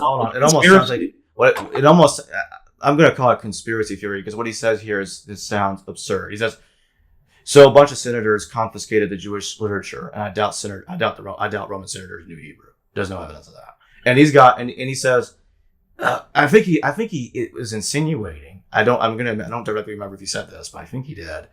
the senators wrote the Gospels, and I thought that was ludicrous. I'm like, no, that is ludicrous. The Gospels. No. Far more likely. Regardless of when they date, because the dating is a bit of a mess on the Gospels, especially with recent scholarship on that. The Gospels must have been written by 4 different people with 4 different ideas about Jesus. Yes, Matthew and Luke borrowing from Mark, Luke borrows from Matthew and Mark, and John borrows from the rest. Mark is stepping away from Paul. Matthew is stepping away from Mark to some extent. Luke is stepping away from Mark. And John is stepping away from the Synoptics. Right. They are critical reactions to one another, even though they share a similar general Pauline approach to Jesus. I think Dr. Adair wants to speak. Okay. Let's get back into the conversation. So I should mention that James, I haven't read your book, so I don't know what I might agree or disagree with. So I want to make sure that as much as you guys are saying you're separate from Ralph, I have to say I don't know ultimately what your thesis is, so I can't say what I agree or disagree with as well, and just make that no problem. And I respect that, and it is a radical thesis, and I would actually be sympathetic with general skepticism about it before checking it out. But all we really set, the basic point that we make, and to answer part of what Jacob was saying earlier, is that it appears to us that the New Testament, in its internationalism, attack on Jewish exceptionalism, attack on Torah, opening it up to the non-circumcised and to Gentiles widely, the incorporation of pagan elements, God-man elements, blood-drinking pagan elements, not to mention what nearly every scholar recognizes are the nakedly pro-Roman politics of peace, pay your taxes, render unto Caesar, Romans 13, obey the state as God's appointed agents on earth. So it seems to us that a messianic Judaism written at the end of the first century of this kind is clearly a critical reaction to the messianic Torah orthodox, nationalist, militant Jewish rebels. And it seems to me that the Jewish wars of the first and second centuries are not accidentally corresponding in time with the emergence of this whole new religion, Christianity, which is internationalist, pro-peace, opposed to Jewish exceptionalism, opposed to Torah orthodoxy. The Messiah's kingdom is not even of this earth, destroying the old political, earthly view of Messiah, and using Platonism and Stoicism, particularly in its nakedly pro-Roman politics. No, the far more likely authors of Christian material are pro-Roman Jews, who are highly educated in Hebrew scripture. Not a bunch of senators. And that makes far more sense to me. And our basic thesis, Dr. Adair, is that the New Testament is a critical reaction to the messianic rebels of the first 2 centuries from a peaceful, Torah-critical, more pro-Roman, Hellenized viewpoint. That's really our thesis. It is not the thesis. Well, we do not mention Adair Beni or Edessa once. On the other hand, I am not, having read Josephus, I see that in Adair Beni, at around the time of Jesus, we are told that don't store up your treasures here on earth, but in the kingdom of heaven where they're imperishable. Those very ideas will show up in the Gospels, a century later in the mouth of Jesus. The argument against circumcision that was going on at Adair Beni, that shows up in Paul. So I don't deny an ideological connection between Paul and the Gospel writers and ideological traditions that go back to Adair Beni, but that's the most I can mine from this. To equate Jesus with a king of Edessa is insane. Very well. When it comes then to the New Testament, there's also some diversity in there. There is some anti-Roman stuff. I'm thinking in particular Revelation, where Rome is Babylon in that, and is under the control of the devil. And when God's army comes down, boy oh boy, is that woman resting on 7 hills really going to get it. So there still seems to be that very anti-Roman sentiment, at least in that document. But you're absolutely right. When Jesus says, give to Caesar what is Caesar's, when Paul says, obey secular authorities, the anti-Roman sentiments are definitely gone. And where they may have existed, I suspect they may have existed and then died in the same Jewish war that did so much devastation. There's a natural selection in that case, because the anti-Roman Jews or anti-Roman Jewish Christians basically discovered the phalanx and then discovered it for the last 5 minutes of their life. You really should take this to stand up, Dr. Adair. You're terrific. No, you see, that's the whole point. The very ideology of the rebels is being turned on its head. It would do no good to dismiss the literature of these people. The whole point of Christian literature, just as I think Eisenman helps prove, is to take rebel messianic ideology, even literary tropes, and to turn them exactly on their head. And so language from the rebellion will bleed straight in to Christian literature. Only usually it'll be turned on its head. Now, Romans didn't like 666. The Flavians were the ones who were basically responsible for the anti-Nero propaganda.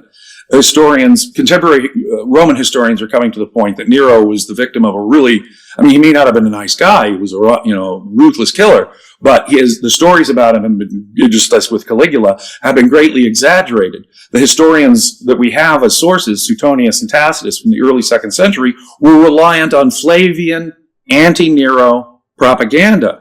The Flavians, the emperors, the Flavians who replaced Nero, were not friends. They replaced the golden house that Nero was building with a Colosseum for the people. And they were behind all kinds of anti-Nero propaganda. Roman historians like Tacitus and Suetonius were the ones who were so critical of Nero, or 666. But more than that, Jews like Josephus could be critical of Herod. and even pro-Roman Jewish leaders can be criticized here.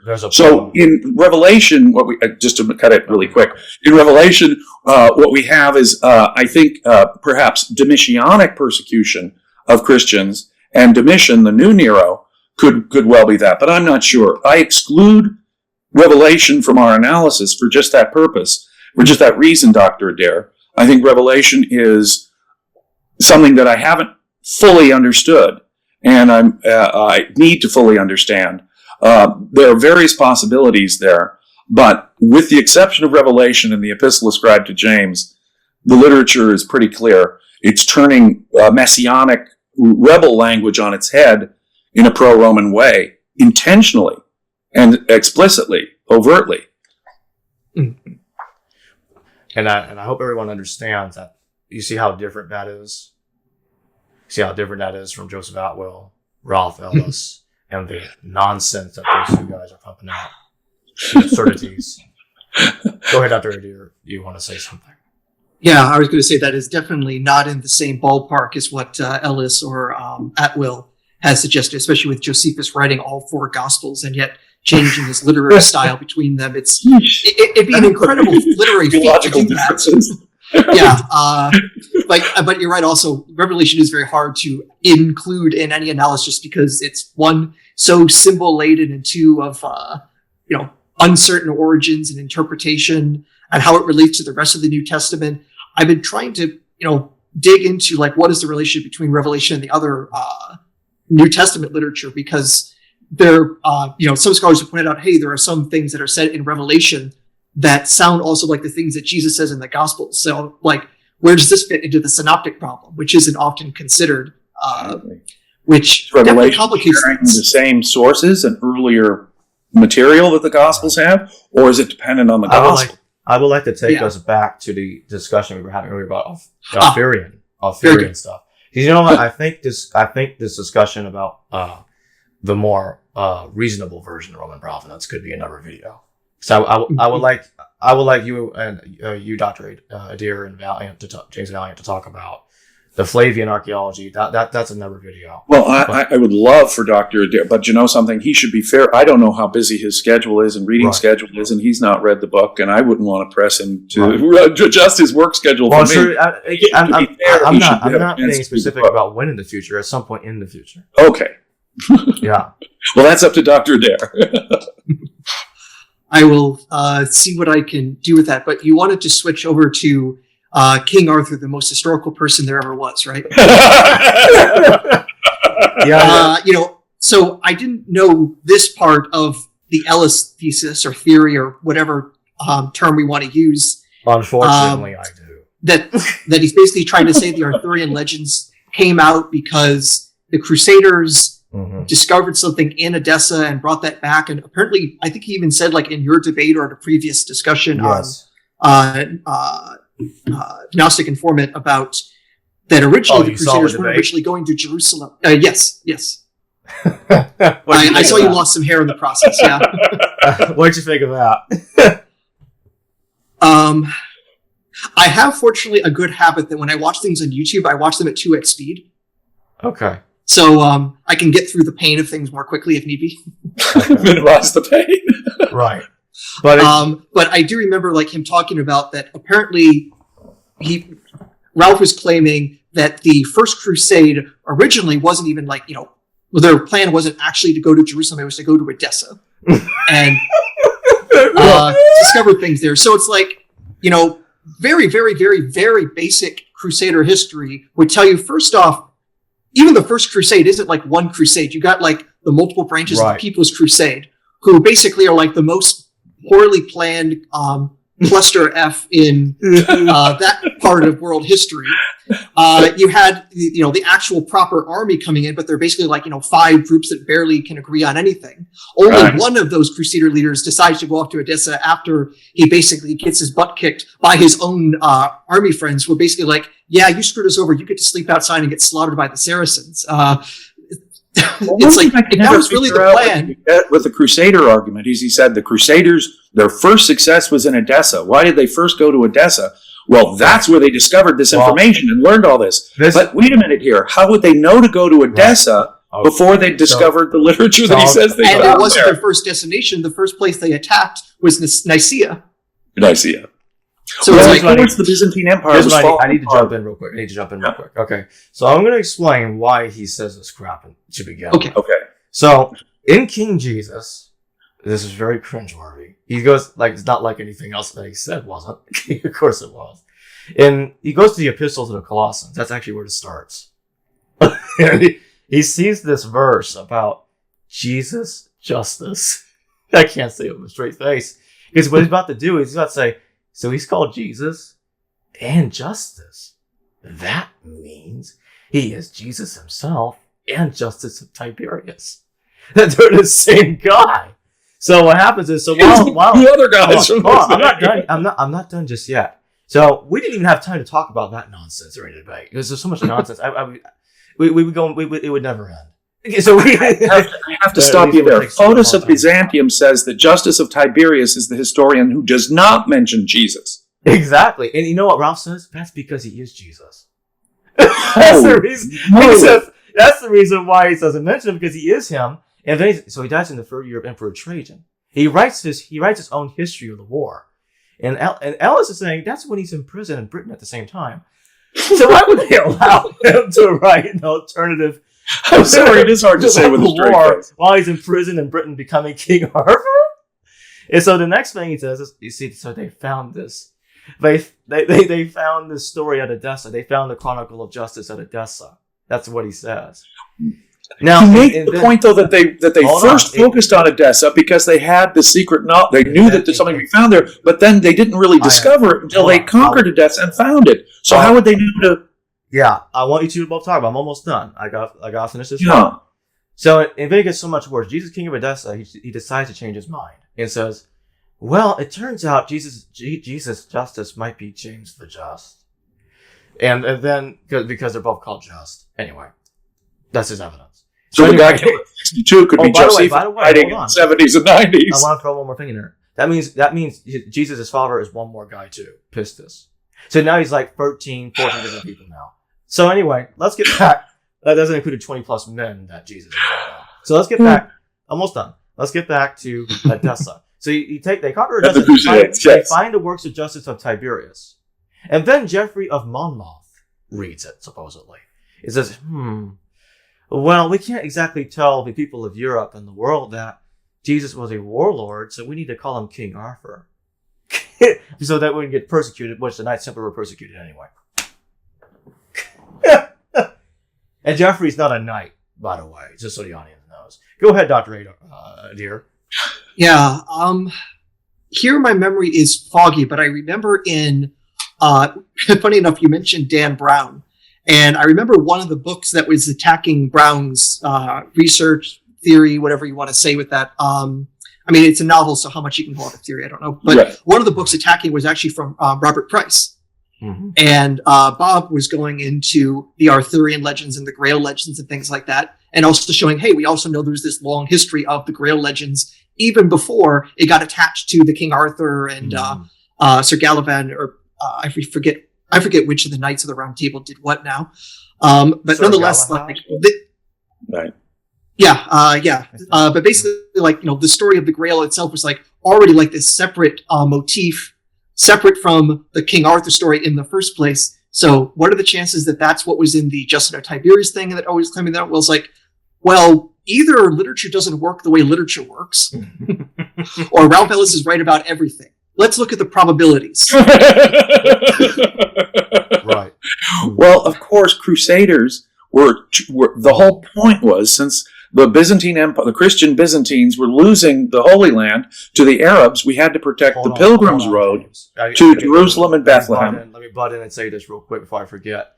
There's another piece of evidence he uses to so-called confirm these connections. So there's a story in Arthurian legend about King Arthur battling King Claudius. So in the Grail cipher, he says, well, that sounds like Emperor Claudius. And he says, if you go to, he goes to Suetonius, basically. and uses the Crestus reference. Crestus caused a disturbance at the instigation. The Jews launched some kind of rebellion at Rome at the instigation of Crestus, which is a very vague reference. And according to Paulus Orosius, writing a few hundred years after this happened in the 9th year of Claudius.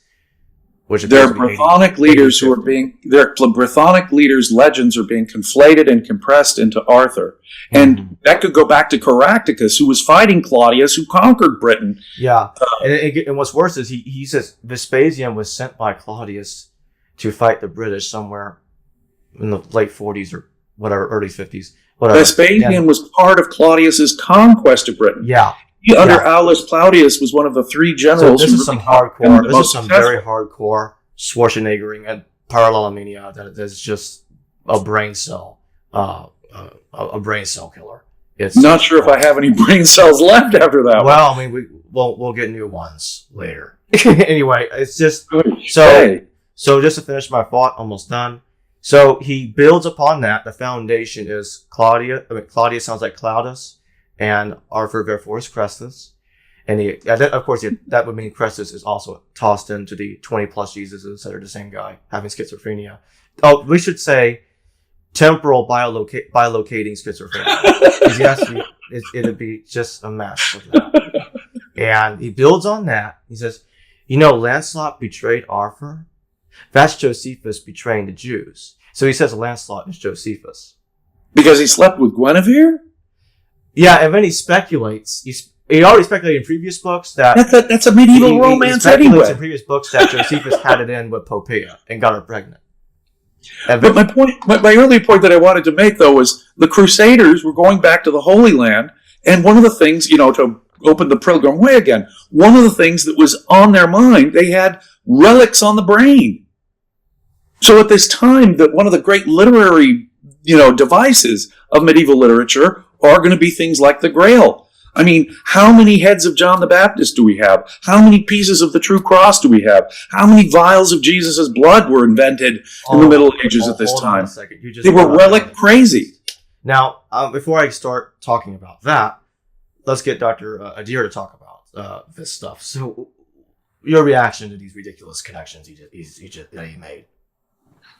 It's a really weird thing to think that if you wanted greater historical accuracy on both the stories of King Arthur and of Jesus, you should probably watch the Monty Python movies. I think they're better researched in both cases. They did both of them, and better. Yes. More accurate. Man, I would rather believe that Monty Python is historical, because at least 30 minutes, 13 guys over there.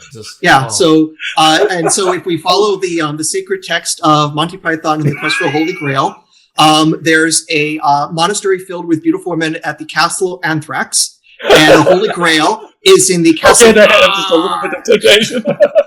Oh man, we didn't even get into. I wish he talked about this during the debate, because it would have looked really bad.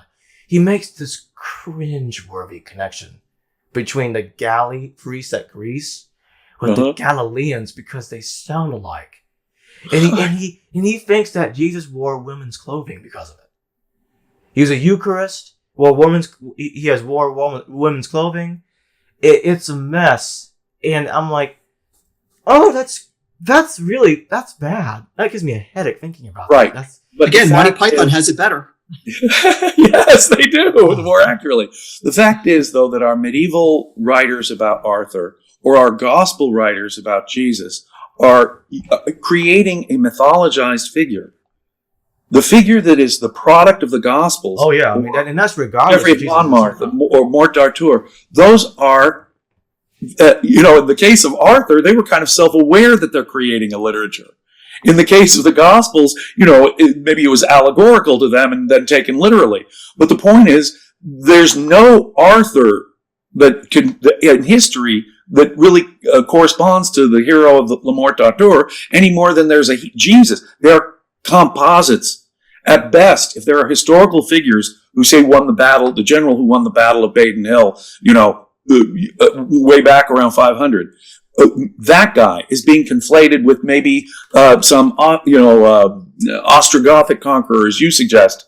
And those figures are being conflated and brought together to create the myth of Arthur as told by the medieval literary figures. It's the same with Jesus. Jesus, there may have been a person, just like the victor of the Battle of Baden Hill, whatever that battle was. Just there may have been a person who was crucified by Pilate. I'm not necessarily a mythicist at all. The earliest person that mentions this guy is I think it's 10th or 9th century AD. Right. Nennius. Well, yeah, we have a couple of mentions in earlier chronicles. Nennius says the 12th battle was on Mount Baden, in which there fell in one day 960 men from one charge by Arthur, and no one struck them down except Arthur himself, which sounds... English archaeologists have actually debated... English archaeologists have actually debated... Yeah, they've actually debated the significance of the Battle of Baden Hill. Was that even mythologized? Can we locate the Battle of Baden Hill? But at least we've got, 1,000-year-old chroniclers who are telling us that such a battle occurred. Let's look at one guy kills 960 men. That sounds like Samson killing a bunch of Philistines, and he won 12 great battles. If we add that all together, that almost sounds like the 12 labors of Hercules. Yeah, references like that. The 12 labors of Kresnik. The Slavonic god. But both the Jesus of the Gospels and the Arthur of Geoffrey of Monmouth and Mallory are mythologized literary figures. They may be based on a historically, more than one historical figure, but they bear the same basic relationship. Right. And what Ralph is doing is he has to make all these identifications because he's trying to find a Jesus that fits everything the New Testament says simultaneously, but yet not. Because he contradicts the crucifixion at the hands of Pilate. He still can't jam it all in, even in the way he wants to.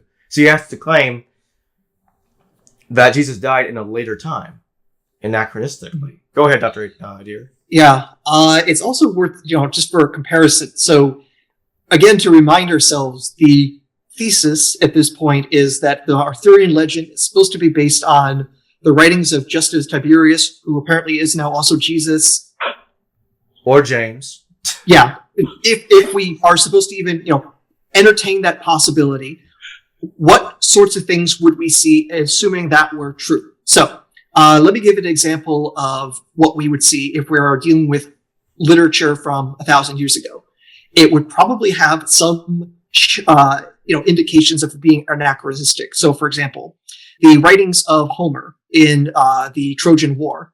One of the things that indicates that it was not written by one person at one time is that literally the military technology changes throughout the narrative. It literally jumps back and forth between the Bronze and Iron Age.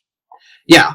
So, and I think this is something Ellis even mentions with the Arthurian legend. And one of the things that stands out is the fact that they're all using late medieval, high medieval battle tactics and chivalry and things like that. So again, assuming this is somehow based on a 1,000-year-old text from Justus of Tiberius, why isn't there any signs of Roman battle tactics or weaponry or things like that? It's like, everything is medieval, just like somebody made it up in the 11th or 12th century, rather than using a 1,000-year-old document. So again, what little bit of evidence you could even possibly try to indicate that there's an anachronistic source behind it doesn't even exist.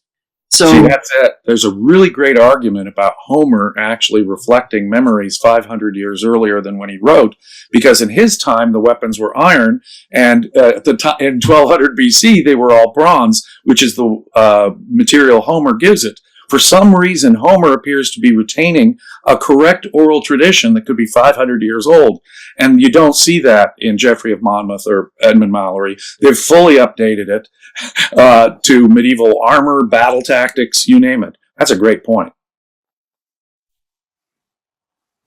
Right. And Ralph tries to explain everything like, okay, so the reason why Jesus, there's this line in the Gospels that he takes very, very much out of context. This is out of Egypt I called my son. And therefore that's proof that Jesus is the Egyptian and that he's related to the Egyptian pharaohs somehow. and the thing is like, okay, and he starts making, how's that? Man, I'm dying to talk about this. This is some cringeworthy etymology coming up. So So he tries to address an issue like, okay, so Monobaths and King of Edessa, two guys joining the rebels at the beginning of the war. And at the end of the story, it's Simon that slays Simon's leadership that appears to slay the army of Cestius. Simon Bar Gora, who was one of the big players of the Jewish revolt, arguably probably the biggest player from 66 to 70, at least in that time range. But of course, there was no one leader. There was many leaders, different factions. They even fought and slaughtered each other while fighting the Romans at the same time. They were a mess. And before the Romans even started their siege of Jerusalem, they destroyed their own grains. Josephus tells us about the battle between the rebels somehow, over control of the temple. We're supposed to believe that one king coherently was the leader of the revolt. No. Absolutely not. We're told there were different sects. We're told they battled among themselves. We told there was a fight among the rebels for control of the temple. So here's how he addresses this problem of Simon being in the story of Monobaths and King of Edessa. He throws in there, oh, Simon Bar Gora. You know, Gora sounds like Abgarus. Oh, no. And he goes to the gospel and says, that sounds like Boa and Nergash, which some will say that means sons of anger, or others will say that means sons of thunder. And so Boa and Nergash, Gorius, Abgarus, their code names are King Abgarus. Because King Abgarus, suffix, it seems to be. Seriously? Is that a chain of Ellis logic? Yes, it is. So he says it went from, here's the stage of etymology. He even puts it in the book. It's hilarious. You go from Abgar to Abgarus to Gorius to Boa and Nergash. And I'm like, oh wow, that just sounds alike. Barely. That's it. I'm sorry to laugh. I really try not to disrespect writers, but Ralph Ellis has descended. Every one of us in this discussion, James, has laughed because it is laughable. He has descended beneath serious consideration. We are not the first to laugh at this, and we won't be the last. When it comes to etymologies, I had to remind myself of one of the first ones I came across with his from, and I think King Jesus is Ralph's first book. Is that right? Yeah, King Jesus is his third book on the Jesus subject. It's a chronology I do not want to have memorized. It's a mess. But it was one of the things that struck me when I was randomly looking through that book and seeing things that were problematic with it. And I'm bringing this up as well because when I first brought it to his attention, he denied what it was said in his book, and he called me a liar.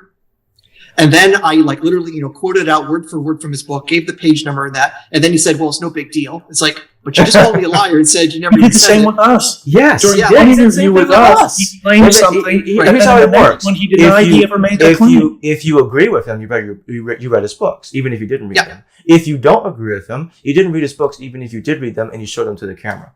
Right. So I wanted to bring up this quote just because let's see how many mistakes you guys can find. It's just a one-sentence quote from page 121 of King of Jesus.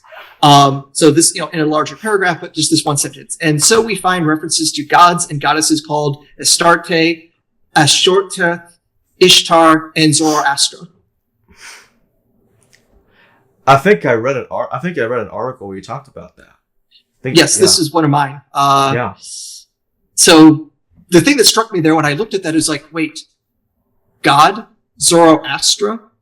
Okay, so first off, he's trying to say Zoroaster. Categories of things to begin with. Yeah, it's all mixed up. So first off, he says Zoroastra, a feminizing of Zoroaster, which itself is first of all. Yeah. And if he was not a god but a prophet, and his name isn't related to the other gods or goddesses because his original Avesta name is Zarathustra, which probably means something related to a camel, but somehow Ellis claims that Ustra not Ahura Mazda. Yeah. And somehow Ustra means Aster, which means star, even though it doesn't, because we actually know what words mean. And I'm like, this is just one sentence, and there are 3 mistakes in one word. So no wonder he denied. that he said it when I brought it up, because it's the sort of thing, it's the sort of mistake you almost have to go out of your way to make. I didn't see how you make it. It could not be accidental, but he had to deny it. Yeah, there's no plausible source that's going to turn Zoroaster into a feminized name like that. It's just... and just I've gone through similar things. I just flip through a random page and there's loads of mistakes in there. It's endless mistakes. Yeah, and the thing is, let's go back to King Abgar for a minute. He tries to pull something cringeworthy with Abgar's title, Okama, the UKKAMA title. And he says Okama, and he says that means the black. And he says that's because it's Kim, Egypt. And then he says it sounds like Gamaliel, Okama, Gamaliel. I'm like, so therefore he's Gamaliel, the Nasi, the president of the Sanhedrin. I'm like, oh dear. Oh. We could this, like I say, when you play etymology games like this and you're that loose, you can get to anything you want. I'm just thinking now, Ellis sounds a little bit about, similar to Among Us, the game, which means Ralph Ellis's work is very sus. See, I can play these games too. The only difference is I think I have better puns. Right, if we do a chain of connecting names. What was you had a great pun earlier on Ellis's name, didn't you, Jacob? In a message to me earlier today? I think I can't remember. I'm sorry. Well, it might have been a different day. If it's a different day, then I can give you an example. Like, Ellis sounds like Helios and Elijah and Elisha. But there we go. Eli. So maybe he's all those guys Eli, at the same time. Ellis. Oh, you're telling me that the connection between Eli and Ellis is accidental? Oh dear, Elon Musk. And he must be bilocating. I think that Elon Musk and Ralph Ellis must be the same person. No. We're losing some information in the song where it goes Eli, oh, he's the Farmer McDonald. There we go. And Farmer McDonald. I know. How far are we going to take this? And the other I took it all the way to China, so why not? Why not? Just the introduction to this was absolutely brilliant, Dr. Adair. It's what happens when you have just the most cursory knowledge of the language. It's what you can do with a little bit of knowledge. You become very dangerous. Right. Exactly. Yeah. A little bit of knowledge is dangerous if you're going to build these logical... Hold on. Hold that thought, James. I got to throw this in there. And I'm going to put screenshots of this up here as well. This happened in public. On Facebook for everybody to see. At one point, and you remember this, James, at one point, he fought Carl Rayer, someone who I spoke to on Facebook Messenger, on video even. We did video chat. We spoke to each other over video. We had conversations about the Bible and whatever. And my research and what he thinks too, his opinions on things, normal conversation. And what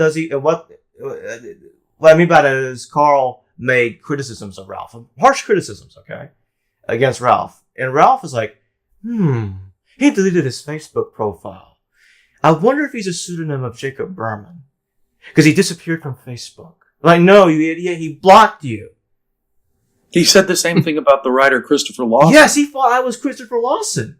He said that somehow you or I had invented the entire character of Christopher Lawson, who blocked him on Facebook, even though we've appeared on the same simultaneously on the same shows. I must be really good at shape-shifting biolocation, because I'm like, how do I talk to?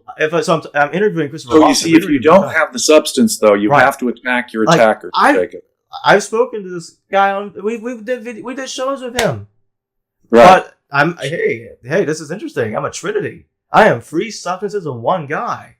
Lawson. And you can be two people talking to one another at the same time and recording at the same time. You're a holy trinity. Oh, no, you're not done yet, because if you're also Christopher Lawson, we also realize that you're also the same as Christopher Marlowe, the person who actually wrote Shakespeare's plays. That's right. Shakespeare. That's a good one, yeah.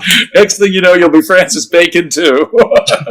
And the Queen Elizabeth. And Queen Elizabeth. Anyone who might have written Shakespeare, right? Or hypothesized to have written Shakespeare. Right. And the thing is, something else I want to put in here. He mentioned, this is one of the worst things I think he ever said in his books. He mentioned, Dr. Adair, you might be familiar with this. I don't know. I don't remember if you guys had discussions about this. He identifies Yohanan ben Zakkai, the guy that created, basically the founder of rabbinical Judaism, with Josephus. Did you know that? It wouldn't surprise me. Okay. So what he does, I'll give a quick summary on why he does this. So Yohanan declared that Vespasian is the Messiah, just like Josephus does. That's a well-known, well-discussed similarity in scholarship and in Talmudic scholarship. Well, he says, because they did that, they got to be the same guy. And then there's other points where Yohanan appears to be trading insults with some, I think, he claims, I'm not even sure if this is correct. He claims that Yohanan was insulting Mary Bophus or Martha Bophus, and I don't know if he's right that he did that. I don't remember. But either way, he uses that, even if that's true, as a parallel to Josephus chasing Jesus of Gamala around Galilee. Because in the debate I did with him, you guys know he said this. He says, Jesus of Gamala led 600 fishermen against Vespasian. Jesus, son of Saphias, led 600 fishermen against Vespasian. That's not true. The latter Jesus did when Vespasian was commander back in 67 AD. The former didn't. Jesus, son of Gamala, he was pro-Roman big time. He was killed by the Jews on 68 AD because of that. They knew he was. They killed him with Ananias, the guy that murdered James about 4 years earlier. So just to finish my point real fast, he says, let me tell you guys why he makes that identification.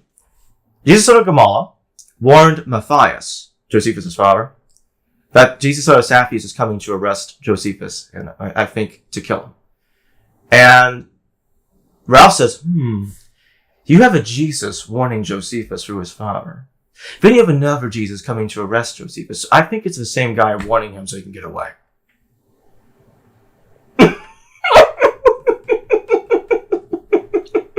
And they died a year apart, too. That's hilarious. He died a year apart.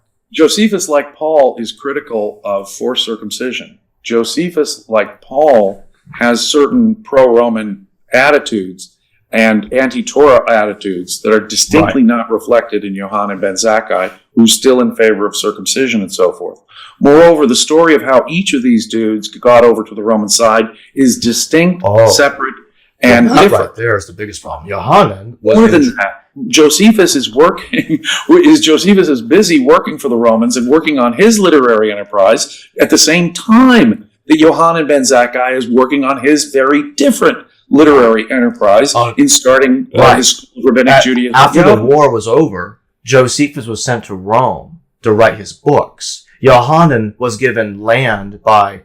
He was given not land. He was given the Sanhedrin itself. And the idea that both men recognized Vespasian and Messiah means nothing. Every prominent Jew period was required politically to do so. So I just want to finish this thought real fast. So, unless Josephus can bilocate, Josephus can't be at Rome writing his books for practically the rest of his life. And he can't be Yohanan, who's all the way at Judea, handling Sanhedrin stuff, Sanhedrin affairs. Being the leader of rabbinical Judaism, and then most amazingly have two different ideologies at the same time. He can believe in circumcision in Judea and anti-circumcision in Rome at the same time through his bilocation process. So that means it means he's having schizophrenia while you're at it. Schizophrenia exactly. Like Paul and Josephus, they're two different men writing from two different kinds of things. In Yohanan ben Zakkai's case, with very different ideology. And Yohanan was inside Jerusalem during the siege. This is the best part. He was inside Jerusalem during the siege. Josephus was outside of it. And Abba Sikra, which appears to me... Tiberius as a translator. And Abba Sikra, a relative of Yohanan, which is a strange name, that almost sounds like father to Sakari, is helping Yohanan get out. Just like, okay, let's fake your death. You're going to go into a coffin. He goes out of Jerusalem. But amazingly, he's already outside of it as Josephus. How does that work? Well, with any Jew who was going to get the sanction of the Romans at that time in the late first century had to acknowledge the government propaganda claim of the Flavians to be the true Jewish Messiah. This would apply to Josephus. This would apply to Yohanan ben Zakkai. Presumably, this would have applied to Bernice and to Agrippa II. Does that make them the same person? Might as well. And at least in his mind. And then he equates somebody else in the Talmud with Josephus that we didn't even talk about yet, Gehazi. Why does he equate Gehazi with Josephus? Because he got into a conflict with Elisha. And for some reason, he thinks Elisha is Jesus. So now, and Yohanan, I just remember this. Yohanan begged Vespasian, you gotta spare Zadok. Please. And a physician attends to him. And Josephus says, that sounds like the crucifixion. Well, you know what? Even if, for some reason, he really is that guy that's around the cross, it doesn't matter. He goes to Colossians and says, hey, Jesus was called Justice in Colossians. And because of that, Zadok and Justice have a similar meaning. Zadok meaning righteous in Hebrew, the Justice or Justus in Greek meaning righteous. So therefore it's the same guy for that reason too. That calls him anything like a Pauline Christian. We got a long list of people. As you point out, he's one of the fathers of rabbinic Judaism. Yes. There is nothing from the Talmudic tradition about Yohanan ben Zakkai. We're almost done here. I gotta say one more thing real fast before and then then we'll have Dr. Adair speak on this. Just one more thing I'm dying to talk about before I forget about this. He makes one of the biggest cringeworthy identifications in his books I'm about to utter right now. I'm about to talk about right now. So, Yohanan is the son of Zakkai. Okay? It sounds like Zechariah. Now, when it does that, because he assumes Yohanan was Josephus, because he assumes that, he thinks Zakkai, the father of Yohanan, also known as Josephus, having schizophrenia, is Zechariah, the father of John the Baptist. Which means he thinks John the Baptist is the brother of Josephus Flavius. Go ahead, Dr. Adair. I think we also, maybe to help wrap it up, is remember what makes us have to say, wait a minute, there's no way the Jesus that Paul talks about can be anything like what Ellis could possibly say, because there's a key thing in the Christian religion in the letters of Paul that's pretty darn clear. Right. Jesus, by the time of Paul's writing, was D-E-D, dead. Executed on a stauros, says Paul. Exactly. So it's pretty hard to get the religion going saying Jesus was dead but then resurrected if instead he just basically got a retirement package. I'm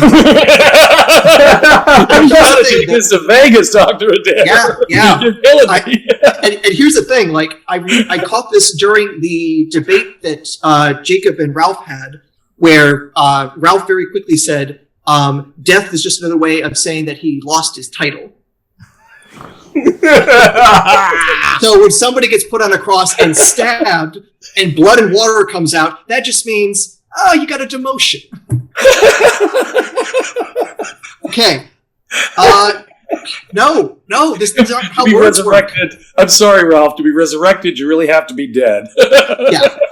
And this is not a trivial little esoteric part of Christianity and the Council of Nicaea. So it's the essence of what Paul is keying off of. Yeah, this is like the Philippians hymn. This is the Corinthian hymn. This is like literally the most basic part of the religion. And you can't just skip over that. To Paul, the death and resurrection of Jesus is the single most important thing that ever occurred. It's a metaphysical event that changed our relationship to Torah and God and everything else. Now he's about to take the consensus dating of the New Testament out of context. What he's about to do here? He says, actually, the consensus dating on the New Testament proves my case. I'll explain why he says that. He says, so the reason why. And I believe I brought this up during the debate, how fallacious this is. I said, okay, so here's the issue. He says, Paul doesn't mention the gospel story because the gospel story didn't happen yet. So Paul's writing in the 50s. So he's going with the dating that many scholars go with, the 50s. He says, the reason why Paul's being so vague about the crucifixion, and the reason why he mentions that Jesus took 3 days to rise from the dead, he was buried, that's because that was a Masonic resurrection. It wasn't a real crucifixion. And he thinks Jesus, he says tecton, and I know you're familiar with this claim. He says tecton's like the reason why he's the stonemason. He's a Freemason, basically. He's playing with that to make it sound that. To say that's what it means. So he builds on that to say the gospel is written after AD 70 because the gospel events took place during the Jewish revolt. So it's kind of like asking, I'm going to say this real fast and you guys can take over from here. It's kind of like asking me to believe, okay, so Bob wrote an epistle to John. It's a bit vague, except for the part where he says he killed David. And he says he doesn't tell you how long he took, which weapon he used, or if it was a slow or fast kill. He doesn't explain any of that. 9 months later, a police officer arrests him. And then he goes to the court to testify about his confession. He tells the court judge saying, Bob wrote a gospel according to Bob, murdering David. And because he didn't tell us the exact details of the story until after I arrested him, it must have happened shortly before I arrested him, not 9 months ago when he wrote a letter confessing to John, his friend, that he had murdered David. He described he used a machete. He took his time. We didn't hear about the machete in the first. Therefore, it didn't happen until 9 months later. So it didn't happen until we heard about the machete. They were clear about the killing, but not about the machete. So since we go with the machete, that's when the killing happened. That's what Ralph is asking me to believe. Go ahead, Dr. Adair. Yeah. And of course, it's not that Paul was that vague. He says, we preach Christ crucified. That's kind of explicit. Right. He says he's buried for 3 days. I agree, but he claims it is vague. Go ahead. But he gives a list of people who had post-resurrection appearances. James and Cephas, and lastly to me, who was one untimely born. Well, hold on. And again, note, this is after Jesus, he says he's dead and then buried, which is definitely what you do with normal dead bodies, not people who go through a Masonic ceremony. I mean, that's quite a trick. All right, stay in the ground for 3 days. How you doing, Fred? And how could it have had the redemptive power that Paul is giving it, unless it was an actual death sacrifice? I mean, the whole metaphysics of it is that it's the blood of Jesus that is atoned for, the sins of the people. Yeah, so if Christ is not raised, your faith is in vain. He's pretty explicit about that. It makes no logical sense at all. We're talking about a dead man. Yeah, so he's basically asking us to say buried. Paul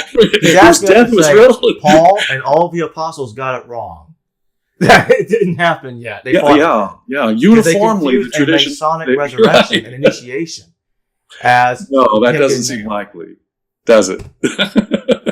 Well, at least the early Christian writers thought that this Jesus guy they were talking about had been executed on a cross, and then resurrected because he was really dead. There's nothing like that in the earliest Christian literature to suggest what Ralph is suggesting. Again, bizarre speculation that flies in the face of all of our earliest evidence. Right. Exactly. Yeah, apparently the Quran got it more accurate than the Gospel writers. He actually said that. Oh, gosh. He'll say, you go to the Quran and the Gospel of Barnabas, which was written around the same time, he'll say, the reason why they said that was Judas that got crucified, not Isa or Jesus, it's because, it didn't happen in the 30s. He already said that. That's not a joke. But the Quran does not say it happened in 69 or 70, though, either. Exactly. So thank you. He's just making the connections where he wants it to be connected. And I'm going to remind everybody, I said this before in recent live shows, that that's the last time debating Ralph. I'm done. Yeah. I'm done. I think you can stick a fork in it, Jacob. You have killed it. And to give further attention to it would be to waste your... You are much too smart to be wasting your time on something easily dismissive. Right. I just want to take care of this because at the same time, confusing his work with mine was a genuine. Well, that is true, and that needed correction. The fact that you discuss Edessa I want to stress to people, should not in any way, you should not in any way equate the work of Ralph Ellis with Jacob Berman, just because they're talking about Edessan, similarly talking about Edessa sometimes. Right. That's as close as it comes, so. Right.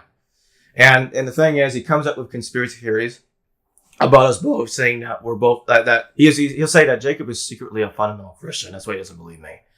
He accused Dr. I know you well enough, Jacob, to know that you're not a fundamentalist. He accused Dr. Adair, Daniel McClellan, and Thomas Varani of being secretly, including Dr. Richard Carrier, of being secretly a cabal of fundamentalist Mormons. It's just ridiculous. Well, that would be very hard to explain considering the coffee I just had. but Ralph was saying, you're just pretending. You are pretending. Excuse me, I need to spike my coffee now. Yeah. Just to really prove the point. Exactly. Yeah. I'm like, okay. So not only is Jesus dressing like a feminist, which Sakari Jews would never have done that, but he's 20 plus guys bilocating temporally throughout time, faking his death over and over and over again, like it's identity fraud. And it's just never ending, endless, fallacious logic, circular reasoning. Whenever Josephus says something I don't like, I fill it in with the Gospels. Whenever the Gospels say something I don't like, I fill it in with Josephus. Or I'll go to 1,000 years later and look at Arthurian legends as a primary evidence. Oh, I didn't even. Yeah, before you guys continue, I have to go back to my father, John the Baptist. So he accepts that Josephus mentions John the Baptist and he was killed around 36 AD, one of the few things that he ever gets right. And he says, but then the ridiculous part comes in that he's somehow Josephus' brother, and that and then he says that John is a Parthian, which anyway. Well, I have no doubt that there's connections between the Jewish rebels and the Parthians, right? The Jewish rebels in terms of them having the same enemy. Rome. Well, Rome, and you Benny and the Harrods. But the point is that the rebels tried to get support from Parthia, but guess what? Parthia didn't actually militarily intervene on their behalf. That's one of the reasons that made it, it was difficult for Rome to win both of the Jewish revolts. It was a massive undertaking. Something else I want to say real fast. Because Ralph himself and other people are going back looking at older videos. I'm like, okay. So according to Ralph, he can change his mind, but I can't. He commits the red herring fallacy to the extreme, trying to find. Jacob said this like a year ago, or this 2 years ago, when I already admitted, like, I got that wrong. Don't listen to me. That's stupid. I even changed the title of the video to outdated. Or I sent it to private, or I just delete it. Like, it's because it's wrong. I don't take that video seriously anymore. It was wrong. It's like, what's going on here is Jacob still believes it even when he changes his mind. So I can't change my mind, but you can. That's funny. Not like you. But he won't be honest. He'll deny that he ever said something, which is not the same thing as changing your mind. He'll deny he ever said something, which is not the same. You're honest enough to say, I'm a young scholar, I was wrong then, I now have a different opinion. That's totally different than someone saying, I never said that, you see? Mm-hmm. Let's go back to John. Let's go back to John real fast. So he says, let me cite that commentary. When was it written? 18th or 19th century, I don't remember. Written by Adam Clark. And Adam Clark, you see, Ralph takes this serious. He says he compares Judas to Judas of Galilean because it sounds alike, and because we're not told by Josephus when Judas dies. So you can do anything you want with it. So here's how it turns out. Judas of Gamala, Jesus of Gamala. They're both of Gamala, therefore the former is the father of the latter.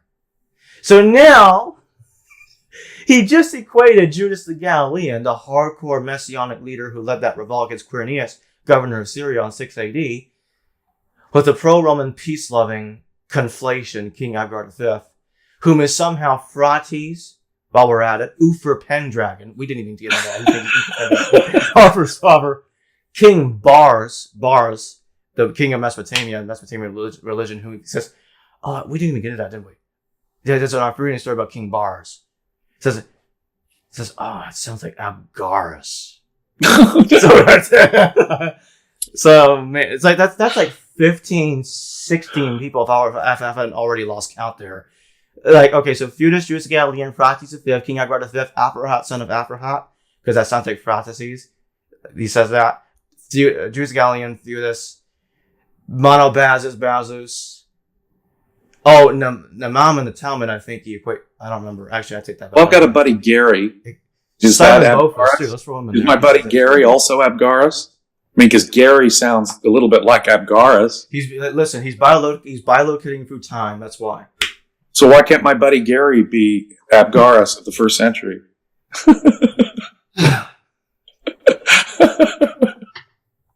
And that means not just Jesus himself. His father died several times. 6 AD, 46 AD, 50, 31 AD. Yeah, stick a fork in it, Jacob. You stick a fork in it. You have, well, to mix my metaphors, you've already stuck a stake through the heart of this vampire. So, yeah. And just to zoom out, as much fun as it might be to bash on one, remember that these sorts of things or these sorts of theories are basically gophers. They always come up. I'm also just thinking back from my own research. There was this movement amongst Jesuits in the 17th, 18th century to read all of Chinese history as a metaphor playing out the entire biblical story. So the Chinese actually knew the entire Christian story and could become Christians just by reading their own history. It was a movement called figuratism. Right. And fortunately, we would just look at that and say, no, this is ridiculous. But like I say, these sorts of you're absolutely right. Everything is the working out of God's plan was their idea. And so they could, in their minds, they could find patterns of it and would find patterns of it everywhere. And this, does have a direct connection to the methodology of Ralph Ellis. He appears to be using, in effect, an echo of the same basic idea that any echo, must prove identity. And if you use specious etymology, you can get all sorts of conclusions. There was one massive 17th century tome arguing from all sorts of linguistic angles that the kingdom and continent of Atlantis was actually in Sweden. And that's where all culture derives from. Oh, by the way, the author was Swedish. I wonder what might have There we go. So yeah, it's not suspicious. Yeah, so this stuff is a dime a dozen. And I prefer spending my time on what things are actually factual or demonstrable rather than any possibility I can come up with, because if all we're doing is rolling the die, we're not learning anything. And I'd rather not spend my time memorizing the order of playing cards. There are much better things to do when it comes to figuring out history than any random assortment. Precisely correct, sir. I could not agree more. And before we end this, let's tackle one more thing. So he goes to Irenaeus. Okay, and I gotta debunk this before we end this. So this is bad. The church father Irenaeus? Yeah, and he says that Jesus was born in the 41st year of Augustus, which means he was born on AD 14. And I'm like, oh, and then he'll go to later literature. Again, he's not accounting for the mistakes I was talking about earlier with what the later Syriac literature is doing. He talks about the story of King Abgar being let go by Augustus, or Algarus, by AD 13. So he connects that. He was let go back to Edessa, AD 13. See, that's proof that he's Jesus' father, because that's just 1 year before Jesus was born, according to Irenaeus. Irenaeus contradicted the Gospels there, didn't he? And Irenaeus, he said something else. There's no question that we have problems with the church father Irenaeus and his, lifespan. And I have a theory. I have a theory that I think can explain why Irenaeus made that mistake. He goes to Suetonius, and there's a guy called Chrestus, and he's instigating the revolt against the Romans in around 50. Okay, so I see Irenaeus. So that means because he claims that Jesus was crucified by Pilate during the reign of Emperor Claudius. So so you're extending Pilate's reign well past 36 AD to the reign of Claudius to account for what Suetonius is saying. because you think that guy's Christ. Because the only way that could work, that guy is Christ, and not in the way Irenaeus claims, of course. He must have been already dead, and maybe his martyrdom is still causing revolts. Right. And the Florence, what's interesting is, before I pass the mic to you guys, the Florence manuscript of Tacitus called the Christians Christians, and there's been scholars have done this and saying, okay, that's a different group of people. Yeah. And it looks like the Crestus in Tacitus is the same one in Suetonius, which indicates that he was already dead, and there was some kind of martyrdom tradition, like, okay, let's rebel in his name. That's as close as I can get. And even then, regardless, Jesus is not alive in the 40s, and Pilate did not continue to reign in the 40s. And we know who the governors of Judea are. Josephus gives us a list. And we know this. In fact, a couple of them are referred to by Tacitus in his annals, because he gives a good chunk of the first century year-by-year history. So we happen to know that Pilate, and we have archaeological evidence that confirms Pilate was governor back in the 20s, and that helps us ground there. But we also have a list of who the later, who Claudius's governors of Judea are, and they're not Pilate. So Irenaeus has a problem. Irenaeus is confused about the facts. Yeah, Irenaeus is yet another example of the same kind of confusions I've been talking about throughout this recording. And even before even getting to that, just because when it comes to numbers in these ancient manuscripts, they're usually the most easy to corrupt and hardest to fix. Even if the manuscript says 41 or 31st year, my thought would be, it's easy to make a writing mistake or copying mistake. So making these grand conclusions that go against all other evidence, which is something you have to consider is a possible typo. Right. Don't go there. No, right. No, let's back up. Let's think what's more plausible first. And, considering I've already shown that Ralph Ellis isn't very good at geometry or math in general, let's not hop aboard every other bad math train we can look for. Yeah. Right. Yes, sir. Right. Well, all right. I think that brings it to a fun discussion. I'll tell you this. It was a fun discussion, Jacob. And it was really a great pleasure to talk to you, Dr. Adair. And we got to do this again sometime, talking about your thesis, James Valliant. We are moving on from Ralph Ellis. Yeah. We're done. I don't plan to ever mention his name, and I'd like to tell everybody right now, do not send me super chats for YouTube asking me about Ralph Ellis. If you do, I will not read them out loud. I'm serious. I'm done talking about him right now. It's over. I have done the best I could, because I'm not going to keep talking about this for the rest of my days. It's the worst research I've ever seen on Jesus. The worst research I've ever seen done on the historical Jesus. That's saying he something. Is bending history to the extreme. If there's anyone that's slightly worse, it's Anatoly Fomenko, claiming that Jesus died 1,000 years ago. That guy's a loon. So Ralph, putting all these guys together, they died on multiple death dates. I can demonstrate, and I'm going to have all the citations and everything I was talking about throughout the stream, throughout this recording, on there, so everyone can see exactly where these mistakes are occurring. And that's that. Stop confusing my research with his, and stop confusing his research with James Valliant. Stop it. This has got to end right now. There is no reason now. There was no reason back then, and there's doubly no reason now to continue that ludicrous comparison. It is an equivocation fallacy to claim every one of us is saying the same thing that he's saying. Because of some superficial similarity. Edessa! Adiabini! I'm like, no. Because it's like saying Berman has the letter A in there. And Ralph has the letter A in his name. So it's just the same thing. No. It's like saying that. It really is. Stop it. All right. That being said, I thank everyone for watching. Please like, subscribe, check out the links in the description. I will include Dr. Adair's links to his website, his articles, so you can go read what he says about Ralph Ellis. Also, I'll have his article screenshotted going through the video too, so you can see the parts of what he's talking about when he talks about his interactions with Ralph Ellis.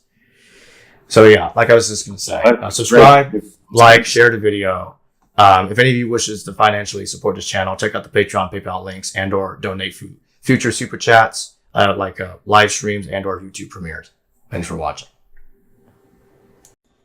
Hello viewers, thanks for watching this video from the History Valley YouTube channel. Please don't forget to subscribe and hit the notification bell. And if any of you wish to further support this channel, please consider checking out this channel's Patreon page and becoming a patron, and or donate through PayPal or through Super Chat during a live stream. Thank you.